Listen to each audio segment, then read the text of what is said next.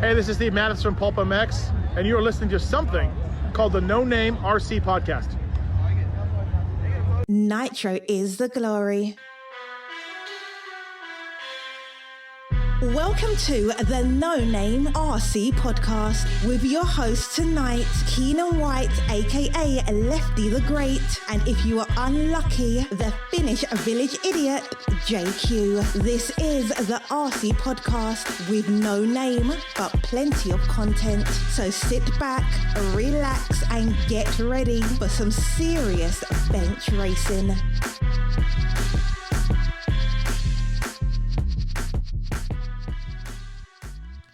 Yes, indeed, Nitro is the glory, but E-Buggy pays the bills. What's going on, everybody? Welcome to episode number 57 of the No Name RC Podcast, and Happy New Year. It's 2020. It's going to be a great year for RC, and I am excited. I hope you all had a Happy New Year and Happy Holidays. It's back to the grind, and it's back to RC now, so let's get it going. I want to shout out to all the No Name RC Podcast listeners from around the world. Without you guys, none of this is possible. Thank you for your support all year and the continued support in 2020. Let's grow the NNRC Squad. Let's get this podcast going viral, man. We want to bring content to people. We want everybody to hear what we have to say, even though it's probably just ramblings most of the time. But, you know, we appreciate that you listen to it. So thank you. Thank you to all our patrons on Patreon who went the extra mile. Thank you for your support. We love you guys. Look forward to bringing you more podcasts, and you know your contributions really help pay for things around here. So we appreciate that as well. Thank you to you guys. Thank you to our sponsors. Some of them have left, some have stayed, and we might get a few new ones. I don't know. A lot of things can happen, but I want to say thank you to RCMX Online, Euro RC, Tekno RC, BK Servos, RC Raceworks, Papa Willie's Traction Tonic, Assault RC, and of course, JQ Racing. Gotta say something to my JQ Racing family. Welcome to all the new guys on the team. Hope you guys enjoy the team that you got involved in. There is no I in team. We all mean the same thing. Anything you guys need, hit me up. Hit any of our older teammates that have been around for a while. They know what they're talking about as well. Welcome to JQ Racing. Let's make 2020 a good year. We have one little small surprise for you guys coming up. So we announce in a few days. So good stuff. Good stuff. Thank you guys. Welcome. Thank you to all the guys who continue to support us and the guys that, you know, were a part of the team and they left. Good luck to you guys in your new endeavors. See you all at the races. Remember, keep having fun because this at the end of the day, this is what it's all about. I'm getting all tongue twisted. I'm trying not to get as tongue twisted in 2020, people. Yeah.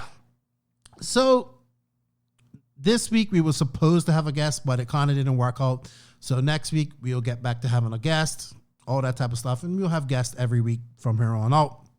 But Joseph and I kind of just sat down, reflected on silly season, reflected on 2019, did a couple of best, worst things. You know, just kind of had a chat. Joseph got emotional. I think he almost started crying. And we also tested the new call-in system that we're going to be using here from here on out. We're going to do call-ins probably every Monday. And it's pretty cool. You call in USA number, like you're calling, you know, somebody on a cell phone. You get put in a queue and you just wait your turn. And we're trying to do 2 to 3 minutes per person. Whatever you want to talk about, you'll talk about it. You know, you got a question for Joseph, you ask him. You got a question for me, you ask me. And we record it, and it'll be on the podcast the next week or that following week. So, excited about this new segment. Thank you for Tekno for coming on and sponsoring it. We're probably going to get rid of it. Looks like we're not going to do the Grassroots Racer Spotlight. It's getting a little bit difficult to get people on board. And, you know, I think the call-ins is a little better. It gets more people. We can have repeat callers. It's awesome. Looking forward to it, like old radio station days. So looking forward to that. And thank you to all the patrons and the guys that helped us test it tonight. So good stuff. Nothing much, man. RC is starting to kick off. Silly season's over pretty much. Just waiting for a few more announcements, mostly Breton, but we know where everybody's going. And it turned out into an exciting silly season. Not the big name moves that we thought it'd be. There were a few, but not as many. But Joseph and I sit down and analyze things and just have a great chat about it. So I hope you guys enjoy this podcast. I do apologize for not having a guest, but it was kind of didn't work out. But that's how it goes. Sometimes in life, you get lemons, you make lemonade or make lemon pie, or you make a lemonade stand, make money, and make the world's best lemonade, and you make a lot of money. But that's big thinking. Gotta think big. So, before I go on any further, I don't know, man. I thank you guys for the love, man. I appreciate it. And enjoy this chat with Joseph, please. And yeah, just enjoy it. It's just us, Joseph and I sitting down talking for 2 hours. Something that we actually don't even really do much, as people don't think we would, but we don't. So yeah, I almost cried. I meant to get some Kleenex, man. Yes, he got emotional. Got all emotional. He went to A2. Yeah, all this type of stuff. Anyway, everybody, enjoy the podcast, and we appreciate your support. Hey, NNRC listeners, are you guys looking for some great service for a good price for all your 8-scale and 10-scale surface needs? Look no further. BK Servers. Stress performance for value. BK servers are extremely high performance, especially models like the DS-7002HV. It's super fast and precise and costs a fraction of other comparable super high-end servers. The DS-S-HT model has more torque than almost anything out there, and again, for an excellent price. If you're interested in some BK servers, you can go to www.bkhobbies.com, use coupon code THENONAME, and you'll save 15% on all of your purchases. So there you go. You save some money, get some good servers, show sponsors some love, which shows the podcast some love. Thank you, BK Servers, for your continued support in 2020. Do you know what an average RC person thinks about every 3 seconds? RC cars, of course. But who can blame us? We're excited about the good stuff, the cars that endure those long safaris, and the parts that make you that 0.1 seconds faster on the racetrack. Those moments to ourselves when we close the door to the outside world just to hear that high-pitched racing beast even louder. So this is for us. From racer to racer. Euro RC, just RC, no bullshit. Please go to www.eurorc.com. Use promo code NNRC to save you some money on your orders.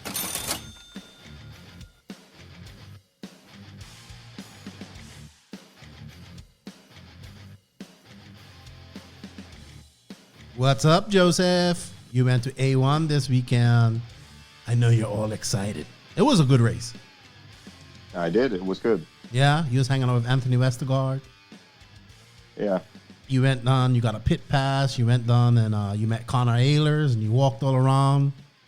You're supposed to get me voice notes from riders and you didn't. Yeah, I went one bet. How do you like that voice note? It was awesome, just Steve Mathis, Your man. hero. Steve Mathis, Keenan Mathis Rogan. That's what we call me. Steve White Rogan. Yeah, it's pretty cool. Very you are more like Steve Mathis than me. Like he's very he has his humor and he's sarcastic. I'm not really like that, but he doesn't. Yeah, but you can talk. Yeah. You can talk like him. I was watching his. I told him I need a voice note for a podcast. I said I don't do it. I found this guy in the Dominican Republic who can talk, so he does the podcast. So I made him listen to the Pulp MX show and told him to be like Steve. Yeah. What did he say to that? Yeah. I just laughed. It was pretty funny, man. I was also watching his podcast last night, the Facebook Live one, and it was pretty cool. I do listen to a lot of Pulp MX, and it's been a big influence in this podcast. So I do appreciate it. I remember when I was like, oh, I want to do this podcast. It was like, you listen to Pulp MX and Steve Mathis religiously. And I did. And I was like, that's pretty cool. So, yeah. And now That's I how you got do it. I sent him a message in Instagram. I was like, can I please have a voice note from you? And he never answered me. So He probably gets a lot. yeah, I'm sure he does. He got like 3 million downloads, 2 million downloads like halfway through the Supercross season or something. So Yeah, so imagine if RC was bigger. yeah, shit. It took me a whole year to get 100K. And yeah, but hey, I'm happy about that 100K. So here's to the next 100. Here is to the next 100. So we don't have a guest this week, but we are going to analyze silly season. We will have a guest coming in next week. So we get back to normal. We did test out the call-ins this week with our Patreons, which I think went pretty good. Took about an hour, but I think we're kind of, I don't know. I think like maybe the Tekno Grassroots segment is not going to be around anymore. I'm kind of having difficulties getting people to come on. And, I think the call-ins is going to replace that. And people could just come on and talk for 2 minutes. So should be good. We're going to do our first official call-ins next week, Monday. And then we're going to work it and see how we can do it to get, try and get more European people on and stuff. It's going to be a hard juggle. It's a lot of coordination, and from you to Europe, it's almost 10, 11 hours. So we shall see, but I'm very excited about the call-ins. It was fun. And thank you to everybody that participated. The Patreons and a few other guys got to participate. It was a test. And I think I know how the software works, and I think it went pretty smooth. So, yeah. And, of course, you're your normal asshole self, even more so. But, that's just you. Yeah, it was fun. I enjoyed it. Yeah. I think it's going to be good. And it would be great maybe if we can get some guests involved in it, too. Like, maybe we get one of our guests. It's going to be hard because it's this podcast is recorded at different times. I kind of record when the guests are available. So, yeah, we shall see. I think it's going to be great. And then the next thing after that we're working on. And, man, I better be going to DNC because that's a big plans for DNC here. So, yeah, I was checking on tickets for that. So let's not procrastinate to the last minute about going to DNC. All right, Joseph? Okay. So, how about we do this podcast? All right. So this week, pretty much all the silly season moves have been made. Obviously, Ricardo Berton has not been announced that he's going to Infinity. I mean, that's the big rumor. But before we move into that, let's talk about the one-man, one-something race they had at Padova this weekend. Hello? Yeah. Padova, no one cares. Yeah, but I just want to say Marco Barufalo had some top talent there. Some very fast guys. Racing in an ice rink or an additive. Big deal. Yeah, well, Barufalo kind of kicked ass. The Killex were there. Badier was there. You know who I'm shocked? Clancy. Clancy goes to that track a lot and didn't make the finals. I don't know if he had something. I didn't even know he was there. Yeah. Well, he was supposed to be in India, apparently. Remember I showed you that picture? Because we were supposed to, like... Jamie Clancy. Yeah. Jamie Clancy is slowly becoming a legend in RC. Well, he was in the podcast the other day. He's becoming a legend. Well, but not because he's winning. Just I think he needs reasons. I think he needs to come over to America too for a couple of races. And he said he's going to do that this year. So we shall see. But it's funny because remember that guy was contacting us to go to India for that Tech Fest or something like that. Yeah. So they wanted us to pay our way to go there. I'm not, and I can't afford to go to India, to work. I'm not going to pay to go over there and work, and which I do for you all the time. But one of our guys over there, he sent me the picture and it's like, yeah, so it's Kyle McBride was supposed to be there, some guy from France, and Jamie Clancy. I was like, well, Jamie Clancy's at Padova and Kyle McBride's in Australia, so I guess they didn't. It's like, they didn't show up. I'm like, well, why still have their pictures on the poster? I don't know. But congratulations to Daramesh. I believe the JQ guys won the race there. They had some race or something there, so they won that. Congratulations to them. We're a big deal in India. Yeah. Hopefully, I wouldn't mind going to India. I think we would have enjoyed that. But it's just like right after New Year's. I would have had to. I'm home with family, man. I took my break. I enjoyed my Christmas off. So, yeah. So Barufalo kicked ass. He moved up in the top 25 rankings. Berton was still using a Kyosho car at Padova.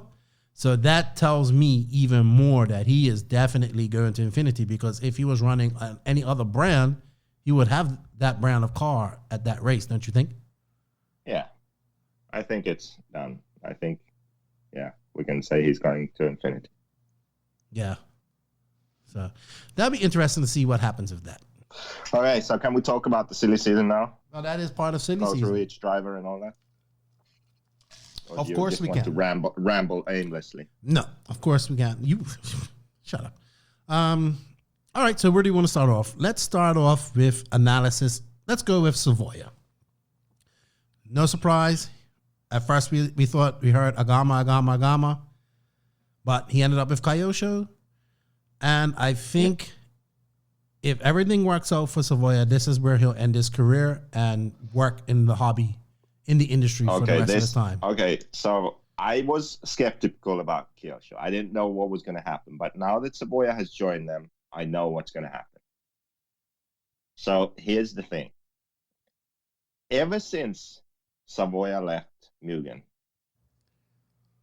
which I can't remember why. It was some strange thing. It was back then he was with some girl and they were traveling around the world, lived in Australia for a while, lived in America. He was running for RB. Yeah, RB, and they were, he went to RB USA or something. I can't remember. Anyway, he had these things going on. And Mugen were like, hey, you're Mugen Europe. Like, you need to be in Europe. I seem to remember something like this. So there was some sort of friction because of the other stuff he was doing and moving around and all of that crap, which is cool. I mean, I do the same thing. But that's kind of why the Mugen deal went away, as far as I have heard and can remember. So that he could have stayed with Mugen, but he didn't because of the choices he made. Mm-hmm. And he won, €3 in a row, I think. Didn't he? 3 European championships in a row. Yeah. And second at the Worlds, I think. Wasn't he? I think he was second. No, sorry. He was second at the Worlds warm-up, I think.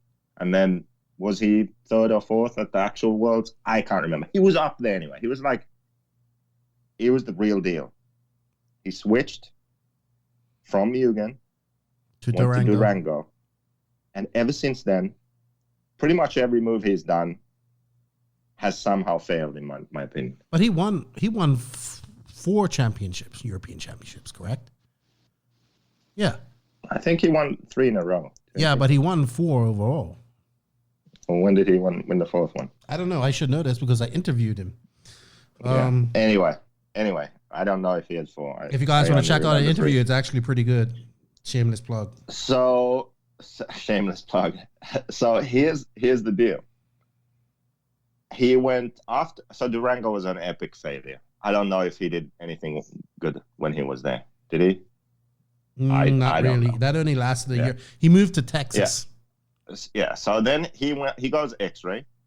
He starts being competitive. Didn't he finish second at the Euros in France? Mm-hmm. X-Ray kick him out. He goes HB. Does good for HB. He's getting good, again, kind of figuring things out. Looks like maybe this has potential. HB kicks him out because he wants to run. He doesn't want to run at Ryan or something. I can't remember. There was some. He got fired from HB. Yeah, he got fired. They kicked him out. And he ran Sweep for a while. That didn't work out. Some business deals and whatever. Sweep didn't work out. Got J Concepts. So where did he go after HB? TLR. Yep. For the longest time. And he was TLR's most consistent driver, 8-scale driver. Yeah, he was. Okay, let's put it this way. Apart from Mayfield, probably got the best results. I mean, Fend in 10-scale, but Fend always fends himself in 8-scale, so he doesn't have any results,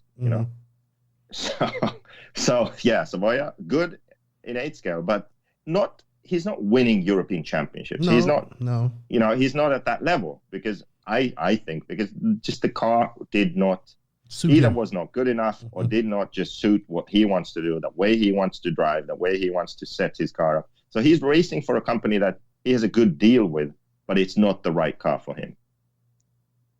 So now he's with Kyosho. So again, it looks like, oh, maybe this is it. Maybe this is great. You know, a French Kyosho Europe is in France. He can end his career here, sort of like results don't matter anymore after a while because he can have a real job. He can be like Kyosho Europe, you know, he can be public relations, customer service, sales, like travel, go race, like be like a Mike Craddock in France, in Central Europe. Yeah. You know, he speaks languages, Italian, French. I don't know. Does he speak Spanish? He speaks English. No, if he Like, speaks Italian, it's good, like perfect fit. French, he probably so you know speaks what's going to Spanish. happen. Yeah. So you know what's going to happen. Kyosho's going to go bankrupt. Seriously. So I heard that Kyosho is on a 2-year deal. They got a 2-year deal. So basically the bank said, here's our plan. We got 2 years. We need to figure this out. If we're still losing money, we're going to scrap it. Scrap the race side, I mean. Well, I think the whole Kyosho side of things. So that's what I heard. So anyway, now we know. Savoia went there, so it's all going to go tits up. You have no faith. By the way, it was 3 world championships. 3 European championships in a row. Yeah, see? Told you. Well, I'm happy that we never seriously were going to sign Savoia because we'd probably have gone bankrupt. You know what? And Savoia is your friend, and he just started liking you. So you just flushed that all down the toilet.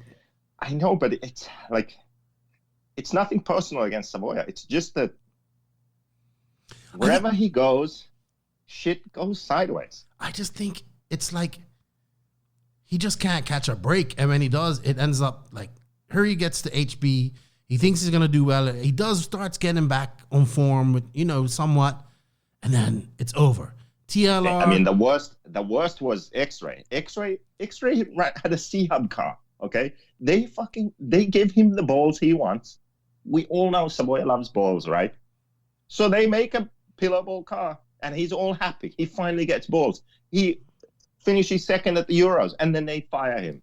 It's like, that's below the belt already right there. And then he goes to HB, who have a C-Hub car, and starts figuring things out again. And Kyosho. That's it. In 2 years, it's going to be done. Now we know. Savoia went there. That's rude. But it's my deep analysis of the situation. So anyway, before those 2 years are up, what do you think happens? Does he maintain the same level of results? Does he improve? Does he get worse? I believe he went to that race in Padova this weekend, maybe. Yeah, who was there? I don't know. You can't look at Padova and we'll look at Montpellier. Padova doesn't matter. Later on this year. Later on this month or beginning of February. That for me is when 8-scale season and it really kicks off for me. Like when I mean kicks off, like when the top pros in Europe kick off. It'd be interesting to see if he comes to. I believe he should be at DNC. I don't see why he wouldn't. I don't see why wouldn't he be. When Boots was Kyosho, he went DNC. Yeah, but he went to DNC. Oh. He went DNC last year for TLR, and he went to. Yeah, well, that's irrelevant now. Isn't I'm just saying. He's running for Kyosho now. He's the second. Boots went there as Kyosho, so one could imagine that Kyosho would send Savoia there. Well, I'd imagine that Yao and Savoia would be there. Yeah. So. I think so. Yeah. Where does this? Well, the competition is going to be. It's going to be between Yao and Savoia, and we talked about Polito, and Polito done well this weekend as well. So. I think the Kyosho is a better car than the TLR. He just builds it, puts it down on a European track. It's going to be better than the TLR. Okay. I think he's going to be able to set that car up to the kind of way he wants to drive. Mm-hmm. I think he'll do better. He'll have better equipment. I think we can expect equal or better results from him this year. I think we'll see better. And also his tires are going to stay on because he's running AKA, so they're not going to fly off every second race. That's also another thing. Okay. So that's good. So we think the move for Savoia to Kyosho, Renault to Kyosho is a good one. I would agree. Kyosho AKA, I think going to Kyosho and AKA for him. But he's running Europe. peak. What engines is he running? Pico? Oh yeah, fuck. There's always something, isn't it? So he's running Pico. But I mean, well, I was gonna say that. But the RC concepts were Pico engines. I know. That's the thing. But then I started remembering like how many times I've seen his mechanic running on the track. Well, I'm like, well, I beat Savoia. Well, so well, I think we'll see how that goes. I think it's a good move, and I hope it ends up being what he retires to, or not retire, but basically he's got 2 years. Oh, God. Is it 2 years from now, or is it 2 years from when the bank took over? I think that I think it's like this year is the first year of the two. All right. Well, I think it's a good move. I think it's going to be great for Kyosho. I actually think Kyosho will make strides this year in racing because with CJ, obviously Yao, then you have Yao, Savoia. Well, let's say Savoia is the second top. Well, let's say Savoia is probably their top racer right now. He's number one, I would say. Betton will be for a bit. Yeah, well, we'll talk about that in a minute. What is Berton going to run? Like, other than I don't know. I'm confused with that whole situation. I think so we're done with Savoia now. Yeah. Sorry. Okay. Don't hate me. So this is a daily thing. Berton, I think he will just run whatever the hell he wants until Infinity have a car and anything. I mean, he'll just run OS. And I think he's just a hired racer. That's all he's here for, and he's gonna be hired to go win races. And that's about it. So he's probably getting a pretty. To see. I mean, that guy has a lot of potential. Yeah, a lot. So he's still to me just an enigma because he sucked so bad, and he was so good, and he was in the 1A final again, and it's like, what the hell is going on with this guy? Like, he goes to Vegas, wins the Kyosho Masters against like Boots and Tebow and all the Kyosho guys, right? Mm-hmm. Then he's in a 1/8 final at the Worlds.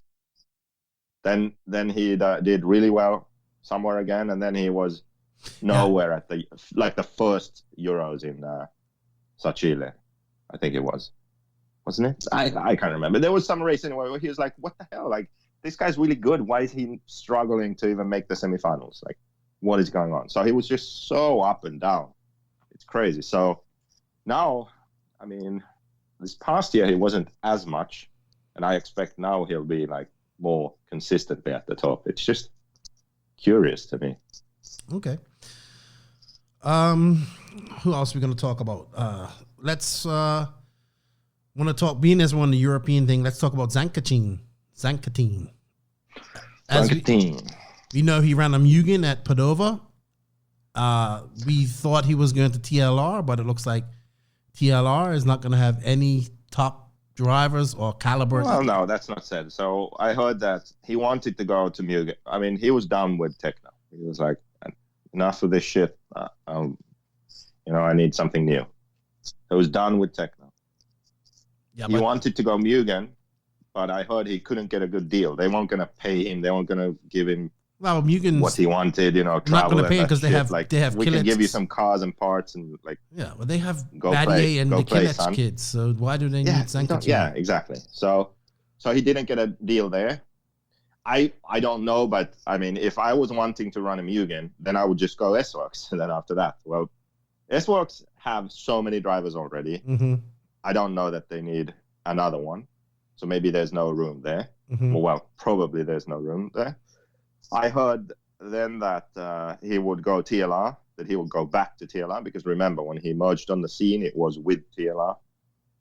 So I heard, and TLR has kind of been strong in Italy, I guess, because of the distributor there. I forget who it is, but anyway, so he had a deal, TLR. That's what I heard. But he didn't like the car. So he can't be really picky, can he?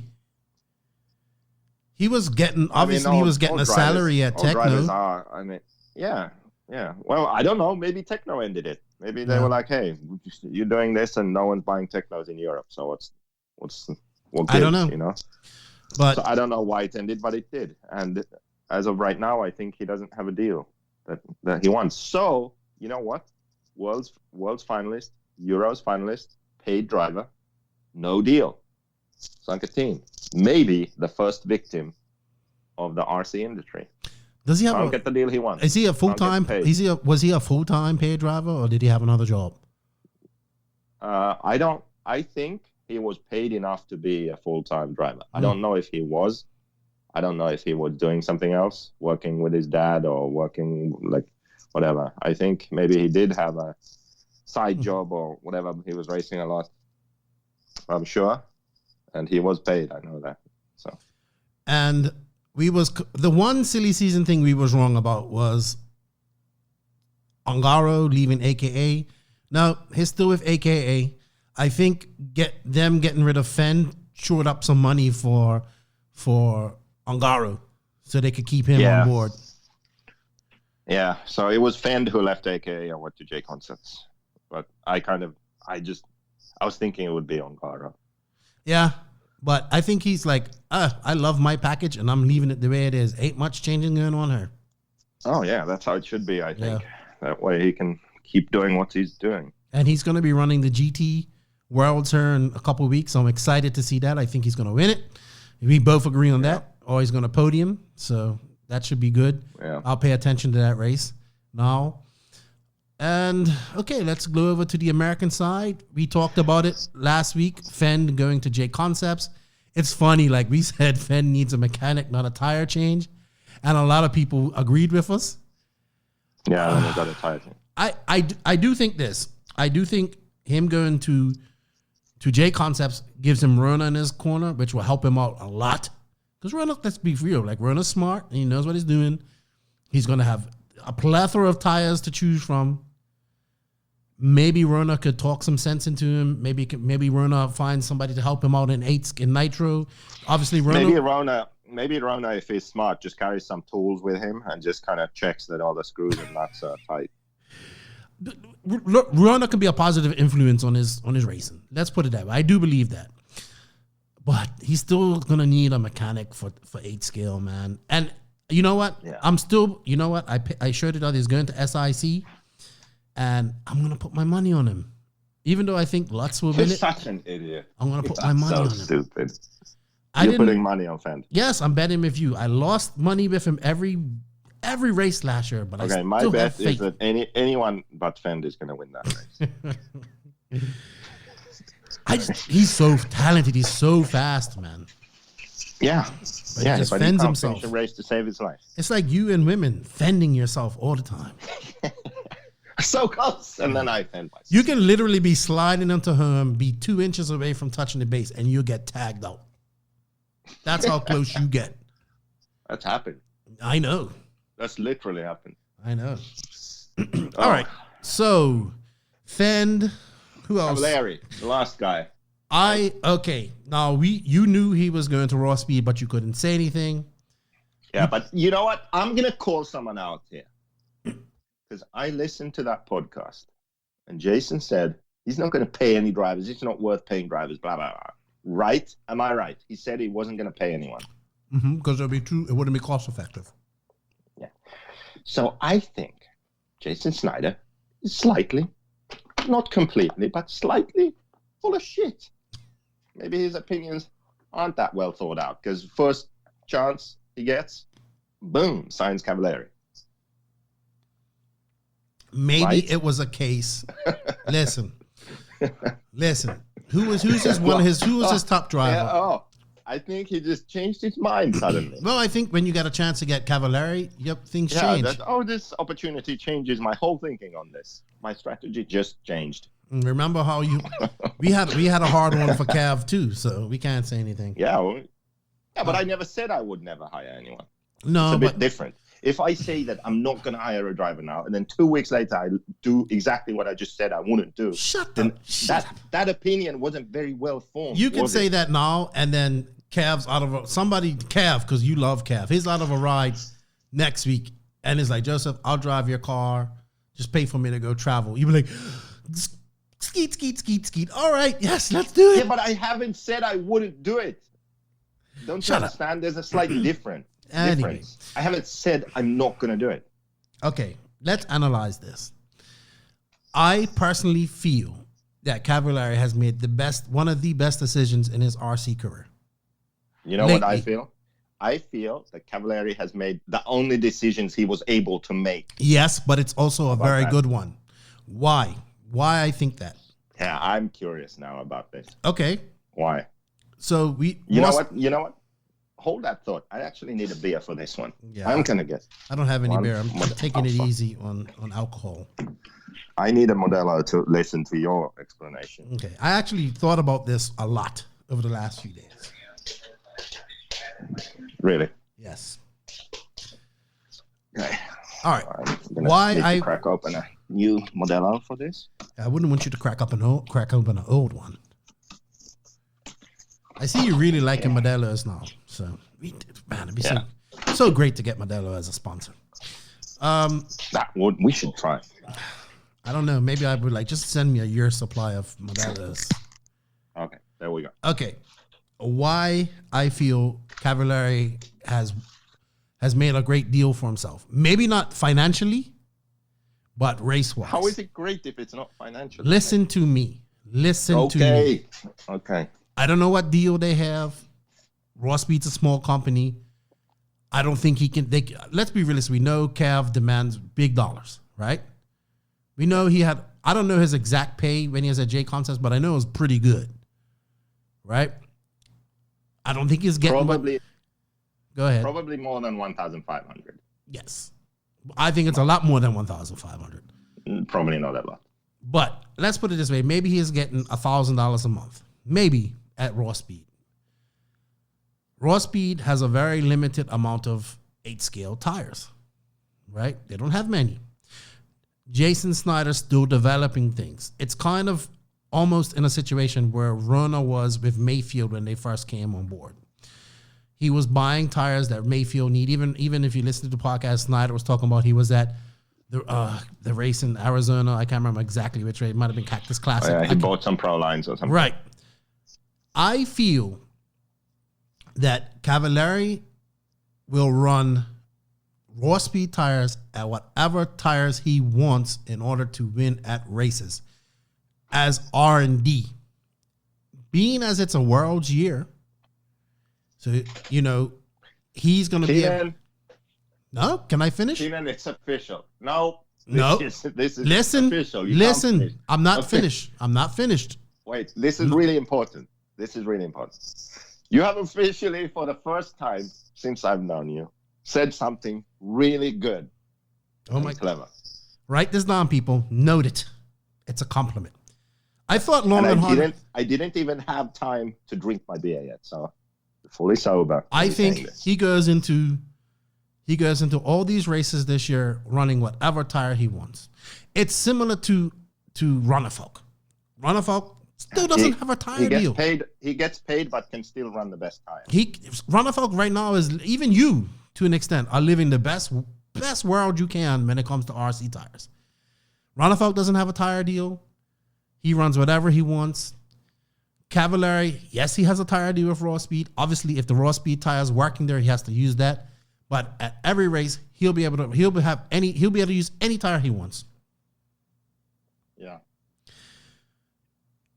This is probably his last chance to win a Worlds, and this might be the edge he needs to do it. So to me, Cavalieri has made the best deal for his racing career so far. Not only that, Jason Snyder's a smart dude, and Raw Speed's going to be around for a while. He's doing it right. He gets to work. It's like a similar situation with Renault. He gets to put time into, I don't know what the deal is with Raw Speed, but if Cav's smart, he would be getting a percentage of sales somehow, some way. I would think. And then he can work his way into being the guy and being a part of Raw Speed when his racing career is over. So he can help Raw Speed develop and become a giant, what's the word I'm looking for? One of the big tire companies in RC, tires and accessories, which we know where all the money is in RC, is in tires and accessories. And 4 or 5 years from now, he has a job in the industry. If he can still be racing. He's only 33, so he can still be racing 5 years from now, 38. He can still race until he's 40, as long as he's competitive. I think he has made the best move in his career if he sticks it out.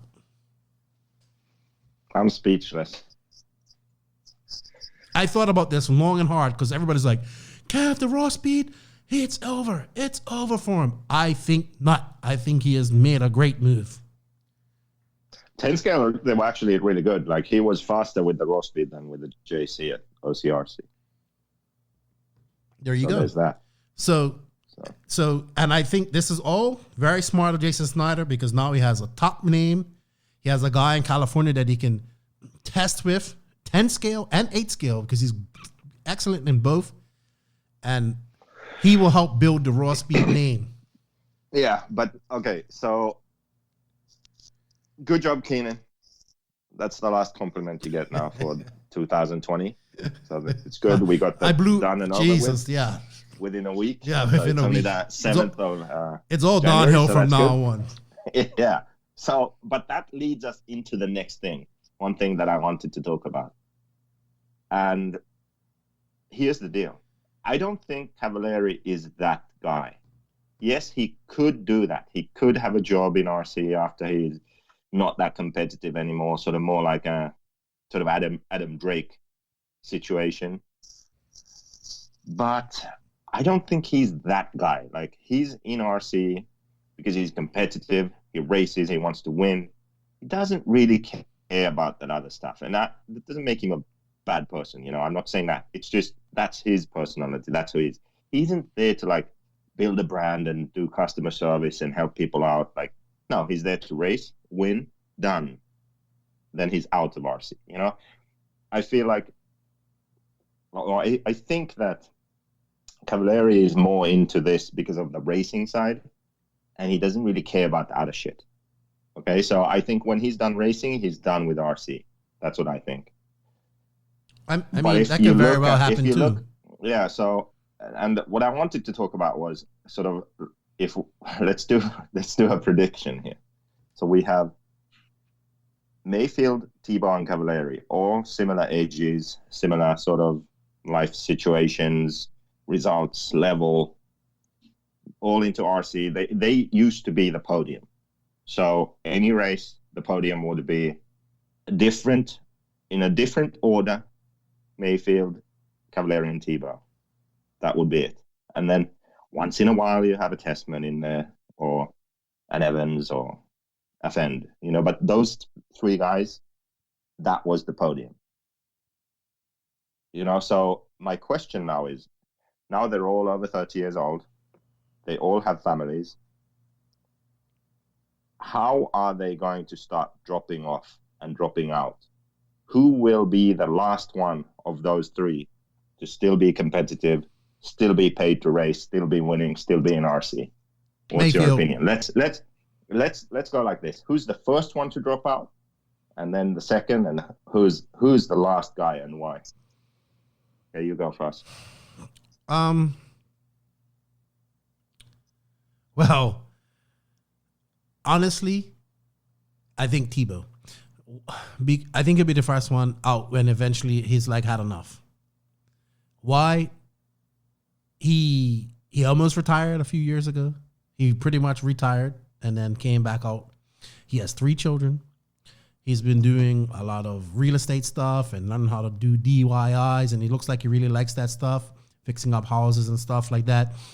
Remember, speaking of Tebow, his testimonial last week about how he broke his hand and he almost got fired from Tekno, which I was pretty shocked because I didn't know about that. Like, and I'm not laughing at that. I'm laughing at the RC News. Oh, okay. I haven't read News Unlimited article. Oh. You didn't read it? I haven't read it yet. Did you have to read it? They made an article about Tebow and Tekno.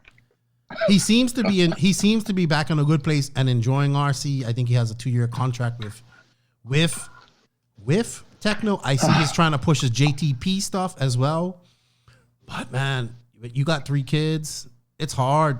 And it comes to a point where you're trying to be home more before your children. I think he'll be out. He might try to stay and work in RC. I hope he doesn't, because I still think he has a lot of time left in him. But it's just statistics, man. You got 3 kids.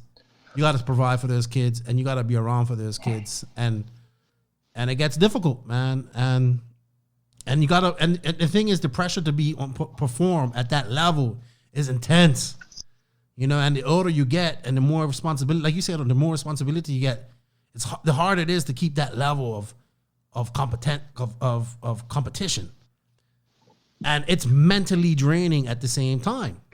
So yeah. I'd actually have to agree with you. I think that Tebow will be the first of those to drop off.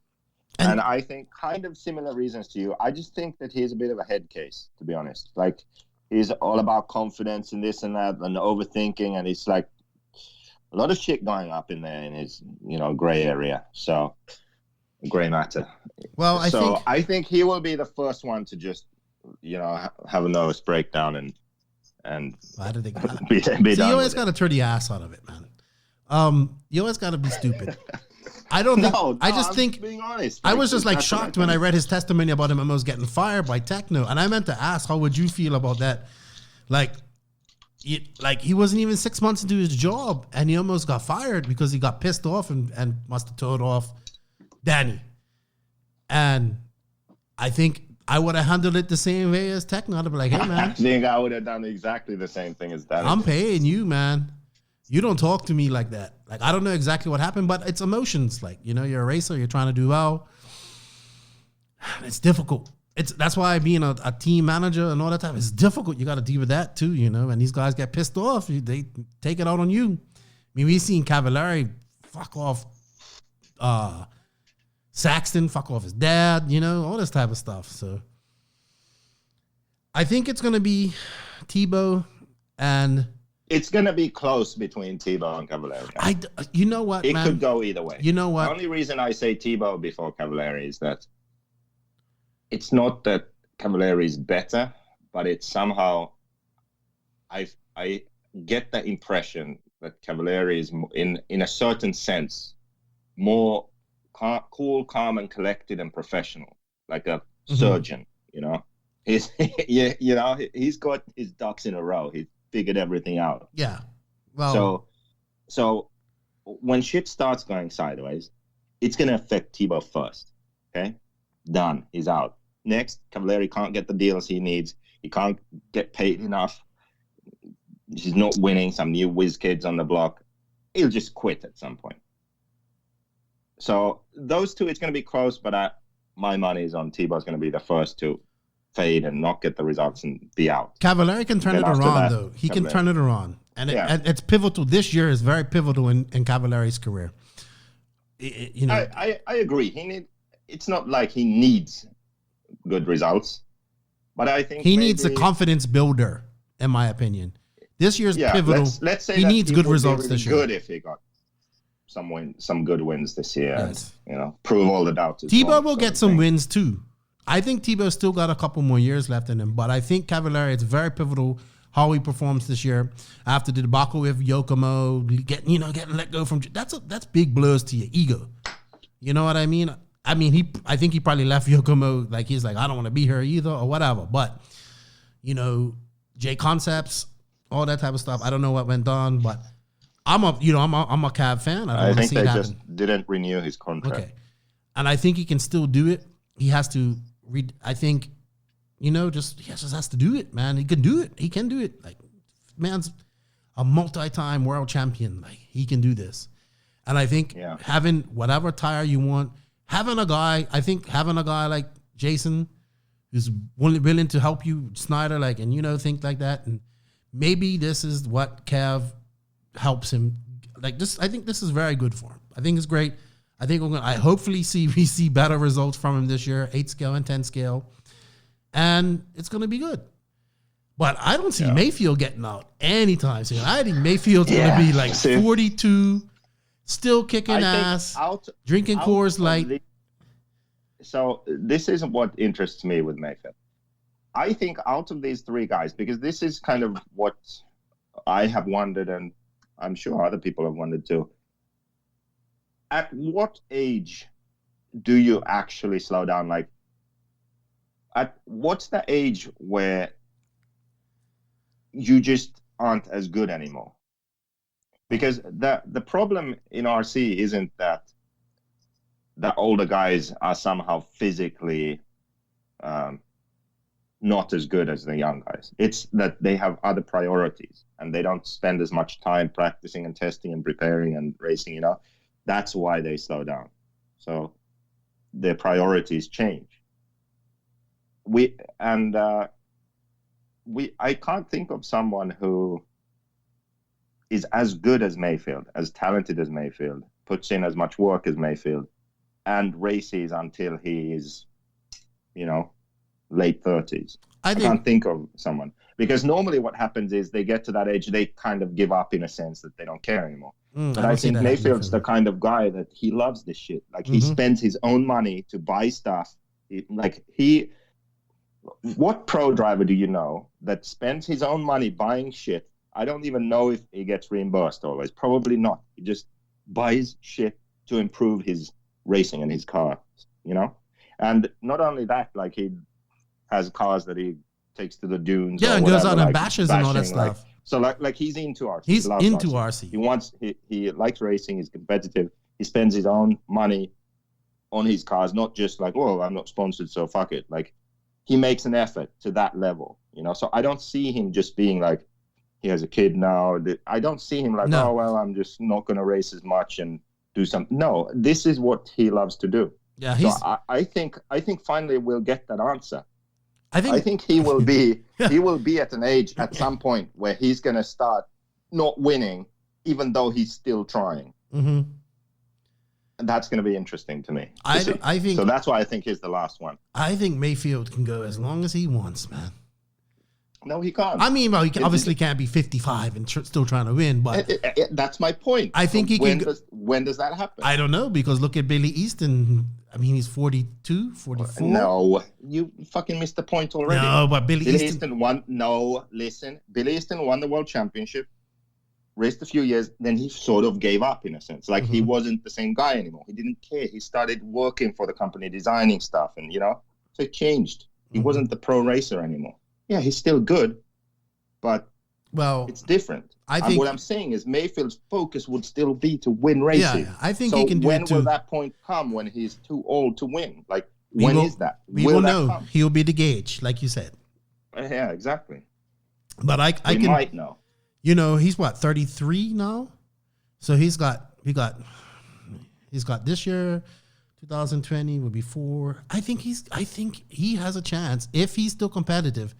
I think he has 3 more chances to win a Nitro World Championship. 6 more years. I think he can do it. Yeah. I think he can do it at close, because like you said, he loves the stuff. How epic would that be? Imagine so we go to Brazil and he's so close, he doesn't win. Then 2 years later again, go somewhere, I think it's Europe. Radovan, isn't it? Radovan, fuck, he didn't win. And then imagine he's like 40 years old, like last shot, then he wins it. That would be so epic. It could happen. It can happen. And you know what? I believe that out of those 3, that he would be working in RC until he dies. I think so. I think he will be like Drake in a sense. Yeah. I think he'll go work for J Concepts after, and just Mayfield's just talented, and he's hungry, and he loves RC. I'm not saying the other guys don't love RC, but this dude loves it. And you know what? He actually has a good, like, drinking beer and all that type of stuff. Like, he loves this stuff. And it's going to be interesting to see. All right, so we kind of went off on tangent all off of silly season. Who else do we have to? All right, let's quickly. We're done with silly season. No, well, let's stop. Don't care anymore. Shut up. Listen to me. My podcast, my rules. I'll talk about what I want to talk about. Okay. I'll put you on mute. Yeah, you can. I'll just talk. Doesn't matter. Don't put me on mute. Stupid. I think I can only mute myself. Yeah. All right, so we have to talk about Nemo and Agama, because they have Lutz, and then they signed Brandon Rose. Well, they have Steve Harris, Brandon Rose, and then recently Tyler Jones. We kind of expected Tyler Jones to go there, or S-Works. I think Nemo has a formidable, whatever. You know the words. Formidable team going into 2020. But that also has to relate into sales as well. So it's going to be interesting to see how it works out this year for Nemo. And Lutz, like now Lutz is the old guy in the team, Wiley veteran. Tyler Jones is that fast up and comer because he's only 19. Had a really good year last year. 1 PMB, 6 at Nationals. That's a great year. Brandon Rose is the young kid.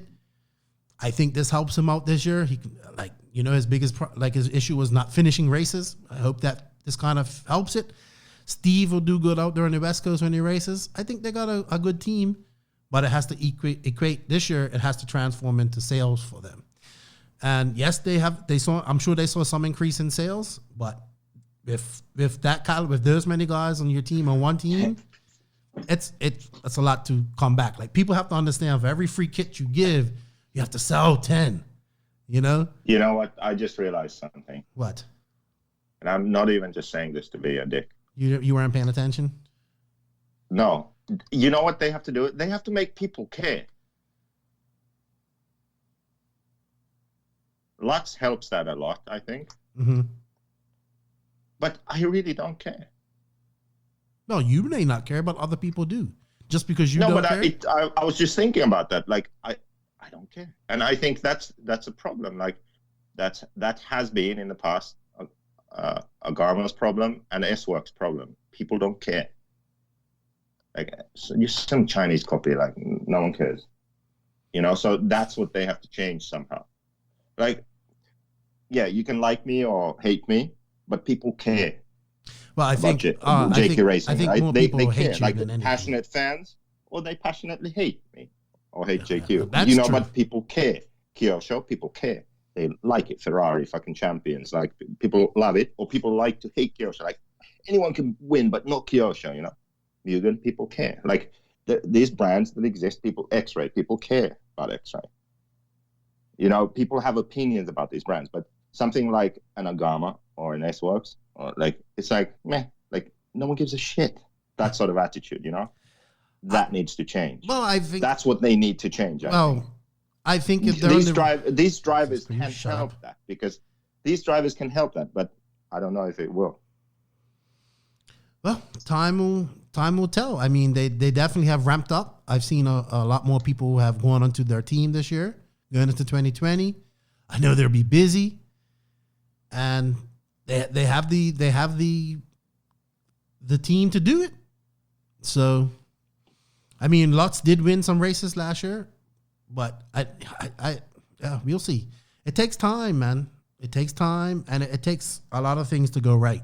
So it's going to be an interesting thing to see what happens this year with Nemo and the drivers that they have. But they definitely have the caliber of drivers that can win races regionally, nationally, and wherever. And we know that everybody loves Lutz, and it's going to be interesting. I think their first big race is SIC. Well, Lutz will be at SIC, Jones will be at CRC, and Brandon Rose will be there. So it's going to be interesting to see. And 2020 is going to be.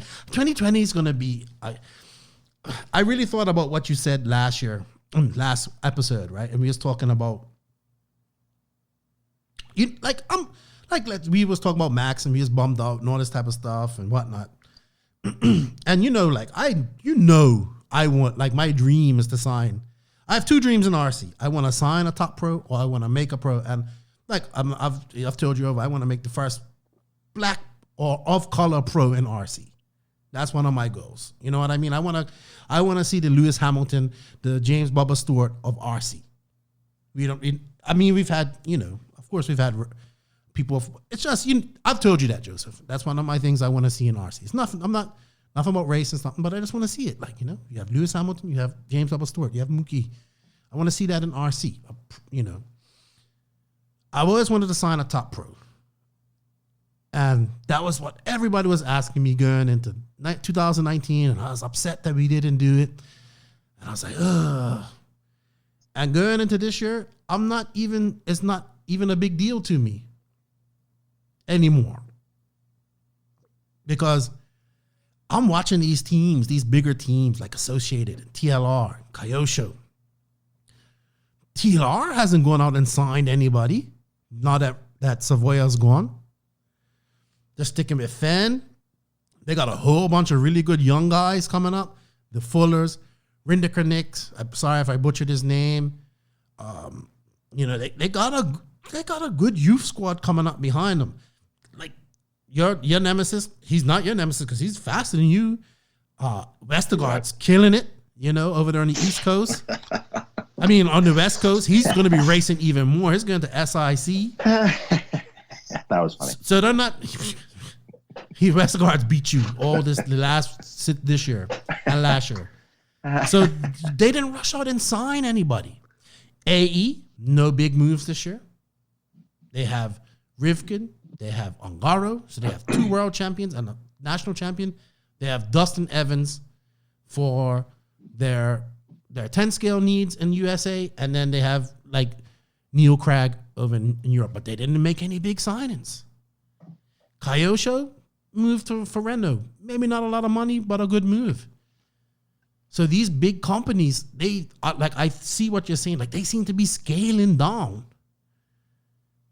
Good, finally. And I think we're in this shape is because of all the millionaires and billionaires who just want to come and play with their money. Yeah, I get that. But I think we're kind of like, as JQ Racing, obviously, we don't have a budget to sign a top driver. But I think we're on the right path, like in a lot of different ways, like just keeping it small. And we'll get there. And focusing, I think our biggest focus is focusing on regional teams. Like there's no I in team. And I just think it didn't bum me out nowhere near as much that we didn't sign a top driver for 2020. We have made some good signings. We got some young talent coming up. Over in Europe, we got some young guys, but I just not really. It didn't really faze me this year. So good. I'm happy for you. Yeah, shut up. All right. So we was thinking about doing a few things for this podcast. We'll be done with silly season now. Yeah, but we do have a few questions to go over. But let's Oh my God. Let's do the best of, worst of for 2019. Yeah. Okay. Should we go like driver or race or something like that first, or go big picture best first? Big picture. Let's go big picture. The best thing in the RC world. Let's do worst first. Let's always end on a good note. The worst thing in RC in 2019. I don't know. You go first. I don't have one. I don't really have one. What? We have to think of one. I don't really have one. The worst thing in RC 2019. I think the worst thing in 2019 was a lot of tracks closed. A lot of tracks closed. Yeah.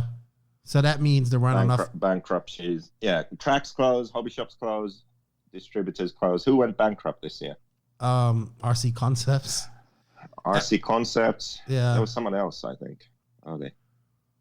I don't know, but I did notice a lot of tracks closed down. One track actually burnt down.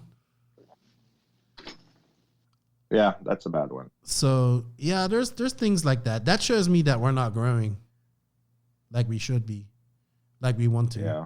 So that's not a good thing. Okay. I think the worst thing about 2019 in the RC world was that Truggy didn't die. We still race Truggies. What the fuck? Sorry. You know it's what? Like 2019, it's 2029. I have finally realized why you 2020 now. You know why? And it's still around. You know why you don't like E-Buggy and Truggy, Joseph? You know why? Because you're good at it. And you don't want to admit that. We have covered this. Before. No, you are a badass Truggy driver, dude. You are so good in Truggy. Okay, next. You see, look, you know it's true. I mean, it's true. You ignore me and go on to other things. Okay, what's the best thing that happened in 2019, in your opinion? Well, that's not surprising. I probably agree with you.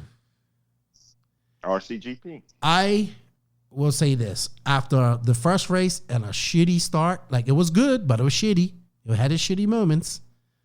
We all know that. And lots of doubt, lots of bullshit came out of the Philippine race. But I think, and then, like, let's be realistic. The next two races, they were like, not too much entries, not too much coverage. It was, you know what I mean? Not too much attention. It at least started getting attention. But I think RCGP finished on a fucking high note in USA. And that was awesome. Yeah. So I think it's the best thing because forever, people have been talking about this forever, complaining, IFMA, this RC has to do that, this and that. Now something was actually done. It's not just an idea. It's not a post on an internet website, forum, or social media. It's reality. It actually happened.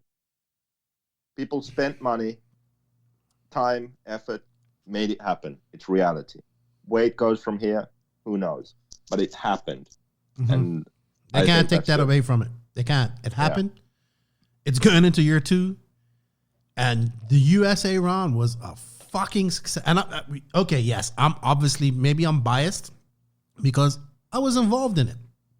But okay, I think at the end of the day, the last round even turned naysayers into believers. Maybe not all of them, but okay. So I guess that we can go into the next one, which is best race. I guess that's your best race. No, it's not though. No, okay. Well, then as in best race and best racing that I saw, man, I will be dead honest with you. I think, and I'm talking about terms of racing. Okay, do you mean best race? Best race and best racing, they're two different. Okay, best race this year. I'm gonna be biased again. I say RCGP.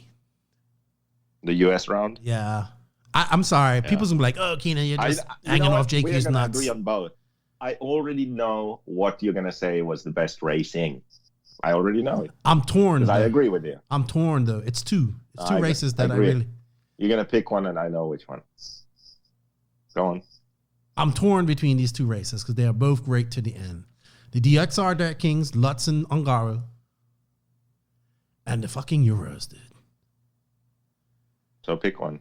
I have to say the Euros because exactly. See, we agreed. It was so awesome.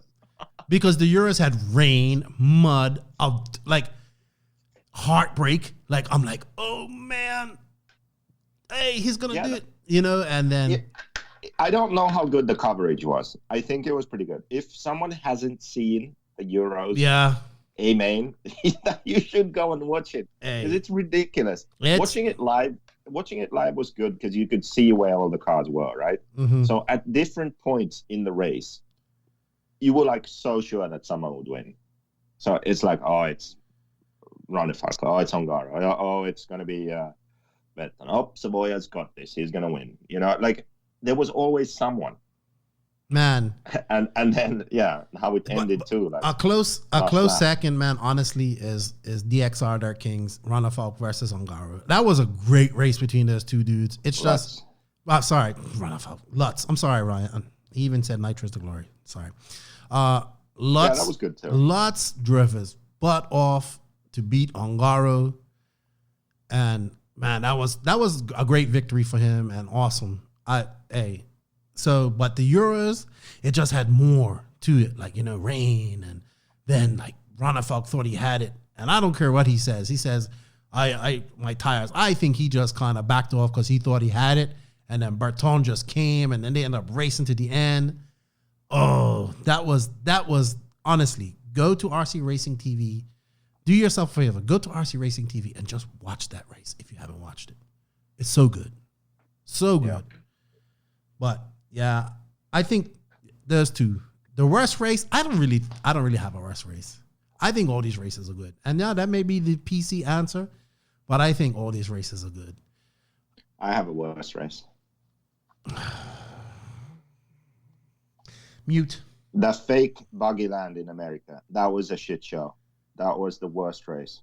If anyone traveled to that race, I feel sorry for them. Because it was basically just a club race. There's another JBRL.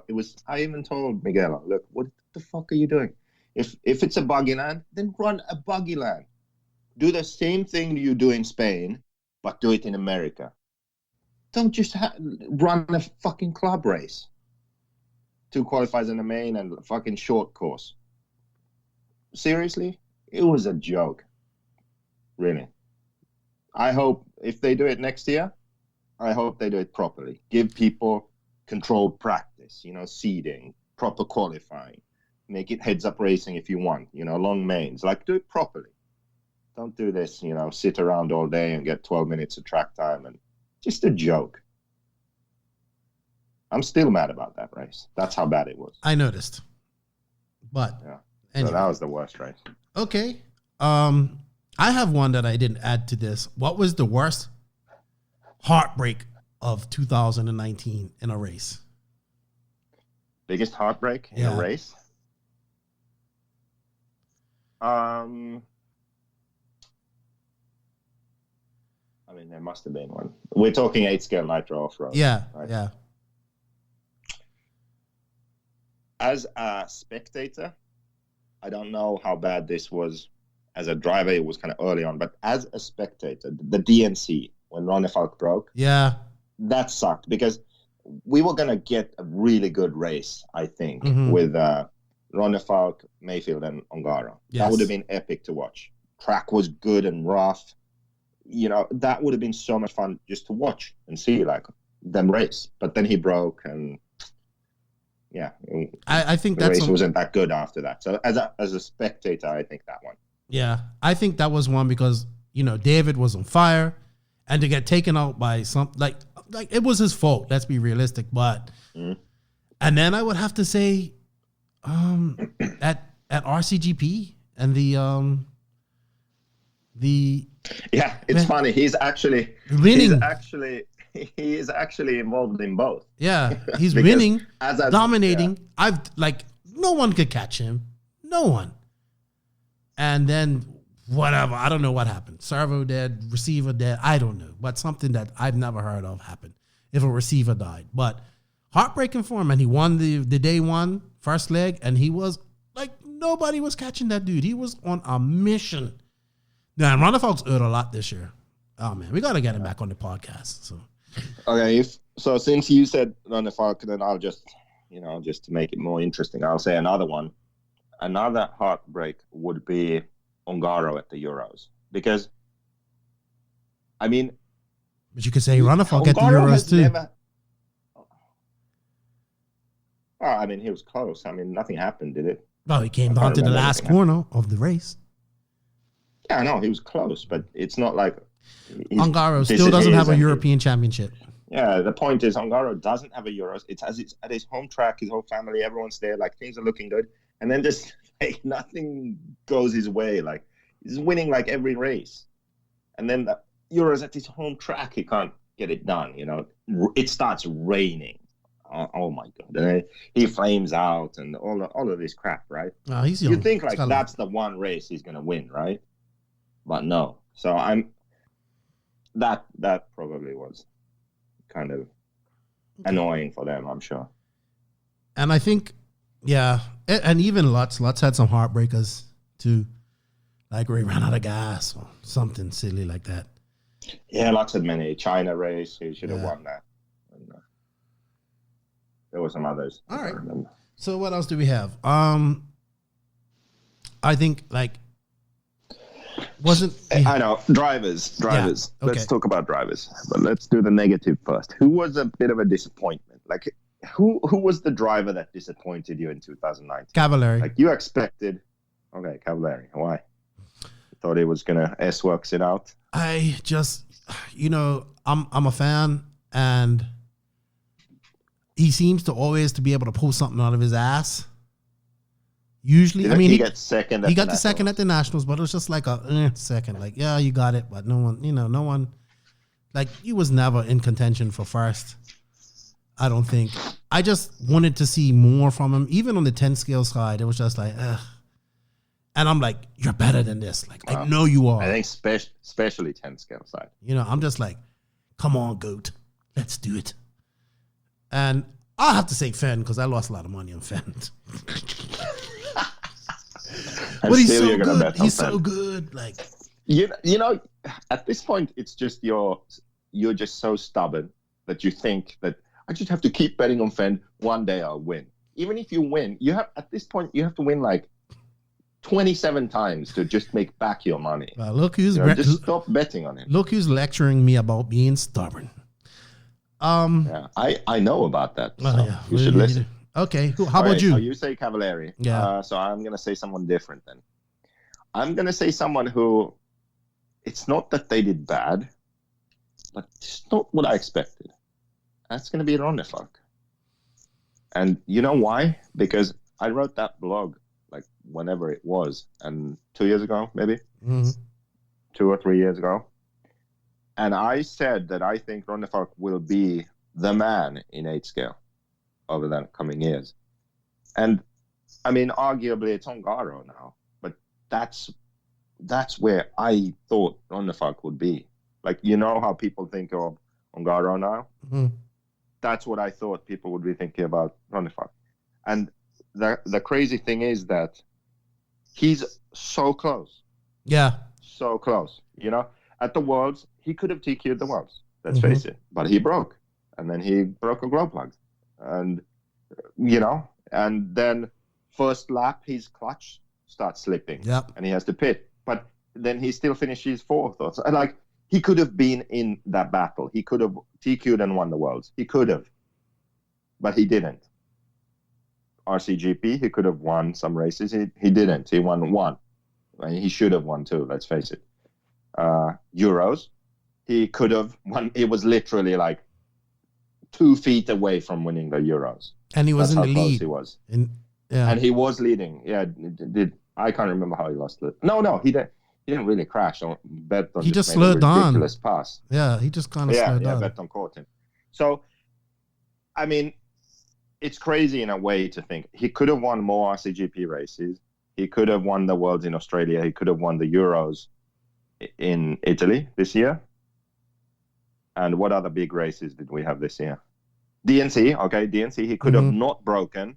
And who knows what would have happened. Let's say he just, you know, I mean, he was at that point when he broke, he was the fastest car on the track. I was on top of that. I was on top of that container, screaming my lungs out. He was the fastest, right? Was he leading and then he made the mistake? He was leading. Yeah, exactly. That's what I thought. So this is my kind of point. It's a disappointment because of his results, not because of his ability or how good he is.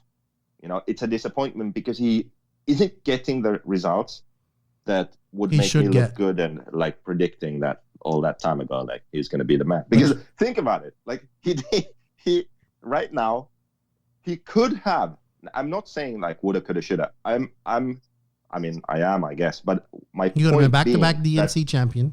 No, but my point being that it's not a stretch of the imagination. Like he was actually doing these things. Like it's very easy to say that Ronnefalk won the Worlds in Australia. He won DNC. He won the Euros. You can say that, and he won like 4 RCGP races. Yeah, whatever. Like you can say that, and no one who knows what they're talking about can doubt you or tell you that you're wrong. You know, he lapped the field at RCGP. He lapped Ongaro, right? Yeah. His fucking receiver brakes or whatever. He's leading DNC. His fastest guy on the track. He breaks. You know, Euros, he kind of lost himself, but still, like he's winning the Euros. It fucking rains. The track dries up to a certain point where he's slower and someone else is faster. Like all these things happen, you know, like Australia, his clutch starts slipping. He breaks a glow plug. Like ridiculous things happen. And this is where we are. So yes, he's my disappointment, but I hope that somehow stars align next year and then he'll fucking fulfill but you know what? Potential. Out of all of that, HB killed it with sales and everything else this year in 2019, I think, and going into 2020. They absolutely murdered it, in my opinion. So they still won, and I think Ronnefalk's just Montpellier. I hope he's doing Montpellier. I hope he is. I really do. I really do. I would think it just motivates him more. Oh yeah, he does. He is all about winning, man.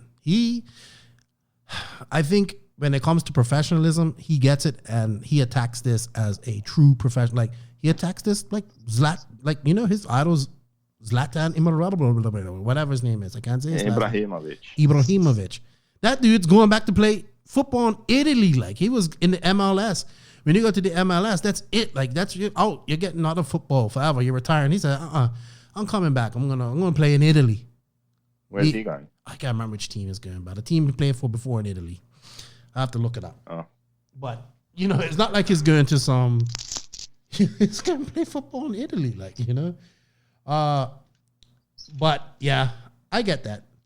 Okay, so standout driver. Okay, you go first. Oh God, I actually don't have one. Let me think. Standout driver. Mayfield was pretty good. I mean, Ongaro is kind of that easy choice. Mm-hmm. Ongaro is kind of cheating.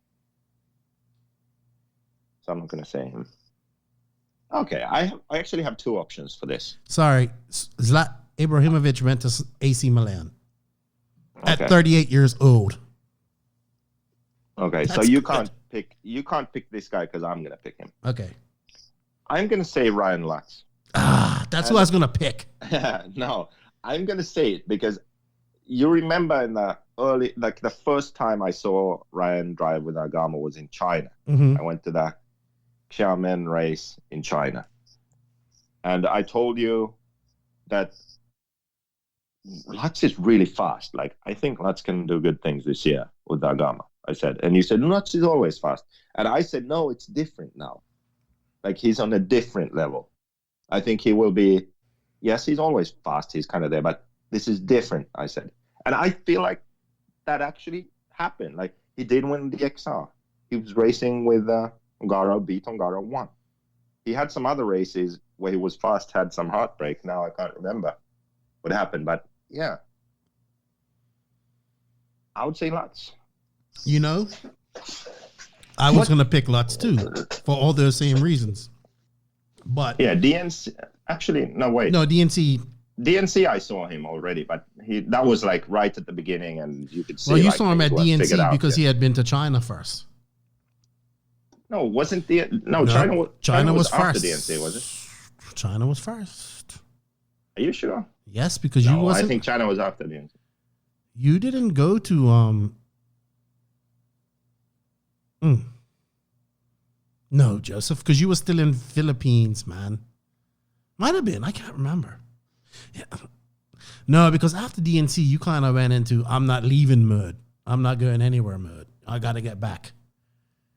And so I can't remember. Man, it had to be. It might have been after DNC. We have to look. Yeah, do that, Jamie. Do that while I give my. Being as you took. Okay, Rogan. I'll check right now. Hey, what's Steve Mathis's guy name? It used to be Tits Legendary. That was good. But I can't remember now.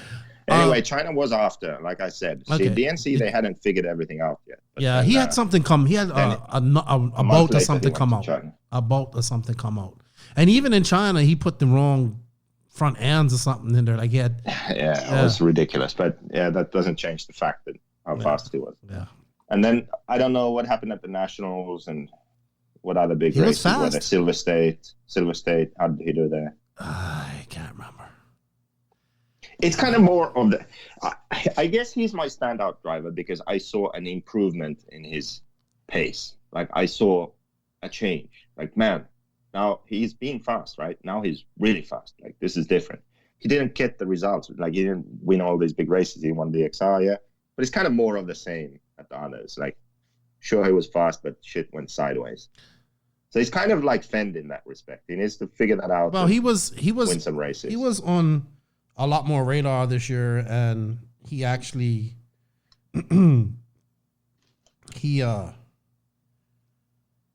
he finished 9th at Silver State. He was pipped to do well at the Nationals and all that type of stuff, and just didn't happen. But I still think he had a really good year. I think he improved a lot. And I mean, because let's be realistic, like when he came into the 2018 Worlds, he finished like what? 38th? Like he finished behind you, didn't he? No. Or did he?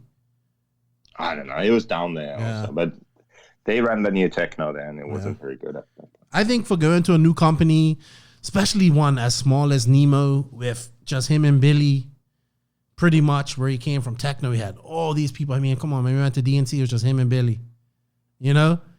And pretty much how it was for them all year. I think, except when he went to DXR and all, Nemo's big over there. So, you know, I think he done well. And I think, I think he done well. And it's a lot of pressure. Yeah. You know, a lot of pressure. He went from being, but my pick would be, honestly, I have to say it. My pick, I think that surprised me in 2019 was Tyler Jones. He won PMB, and PMB was stacked. Wasn't, you know, it was a lot of pro guys there.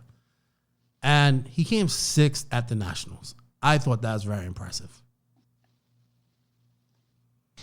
Being as you took Lutz, that's my standout. He's not a pro. I wouldn't say he's a pro driver, but I think he did very well. For me, it was between Berton and Lutz. Yeah, Berton. It's hard. It's hard to pick it. Like I would say Mayfield because Mayfield did what Mayfield does. Yeah, but he needs Mayfield now. Mayfield hasn't made a final Nationals final in 3 years.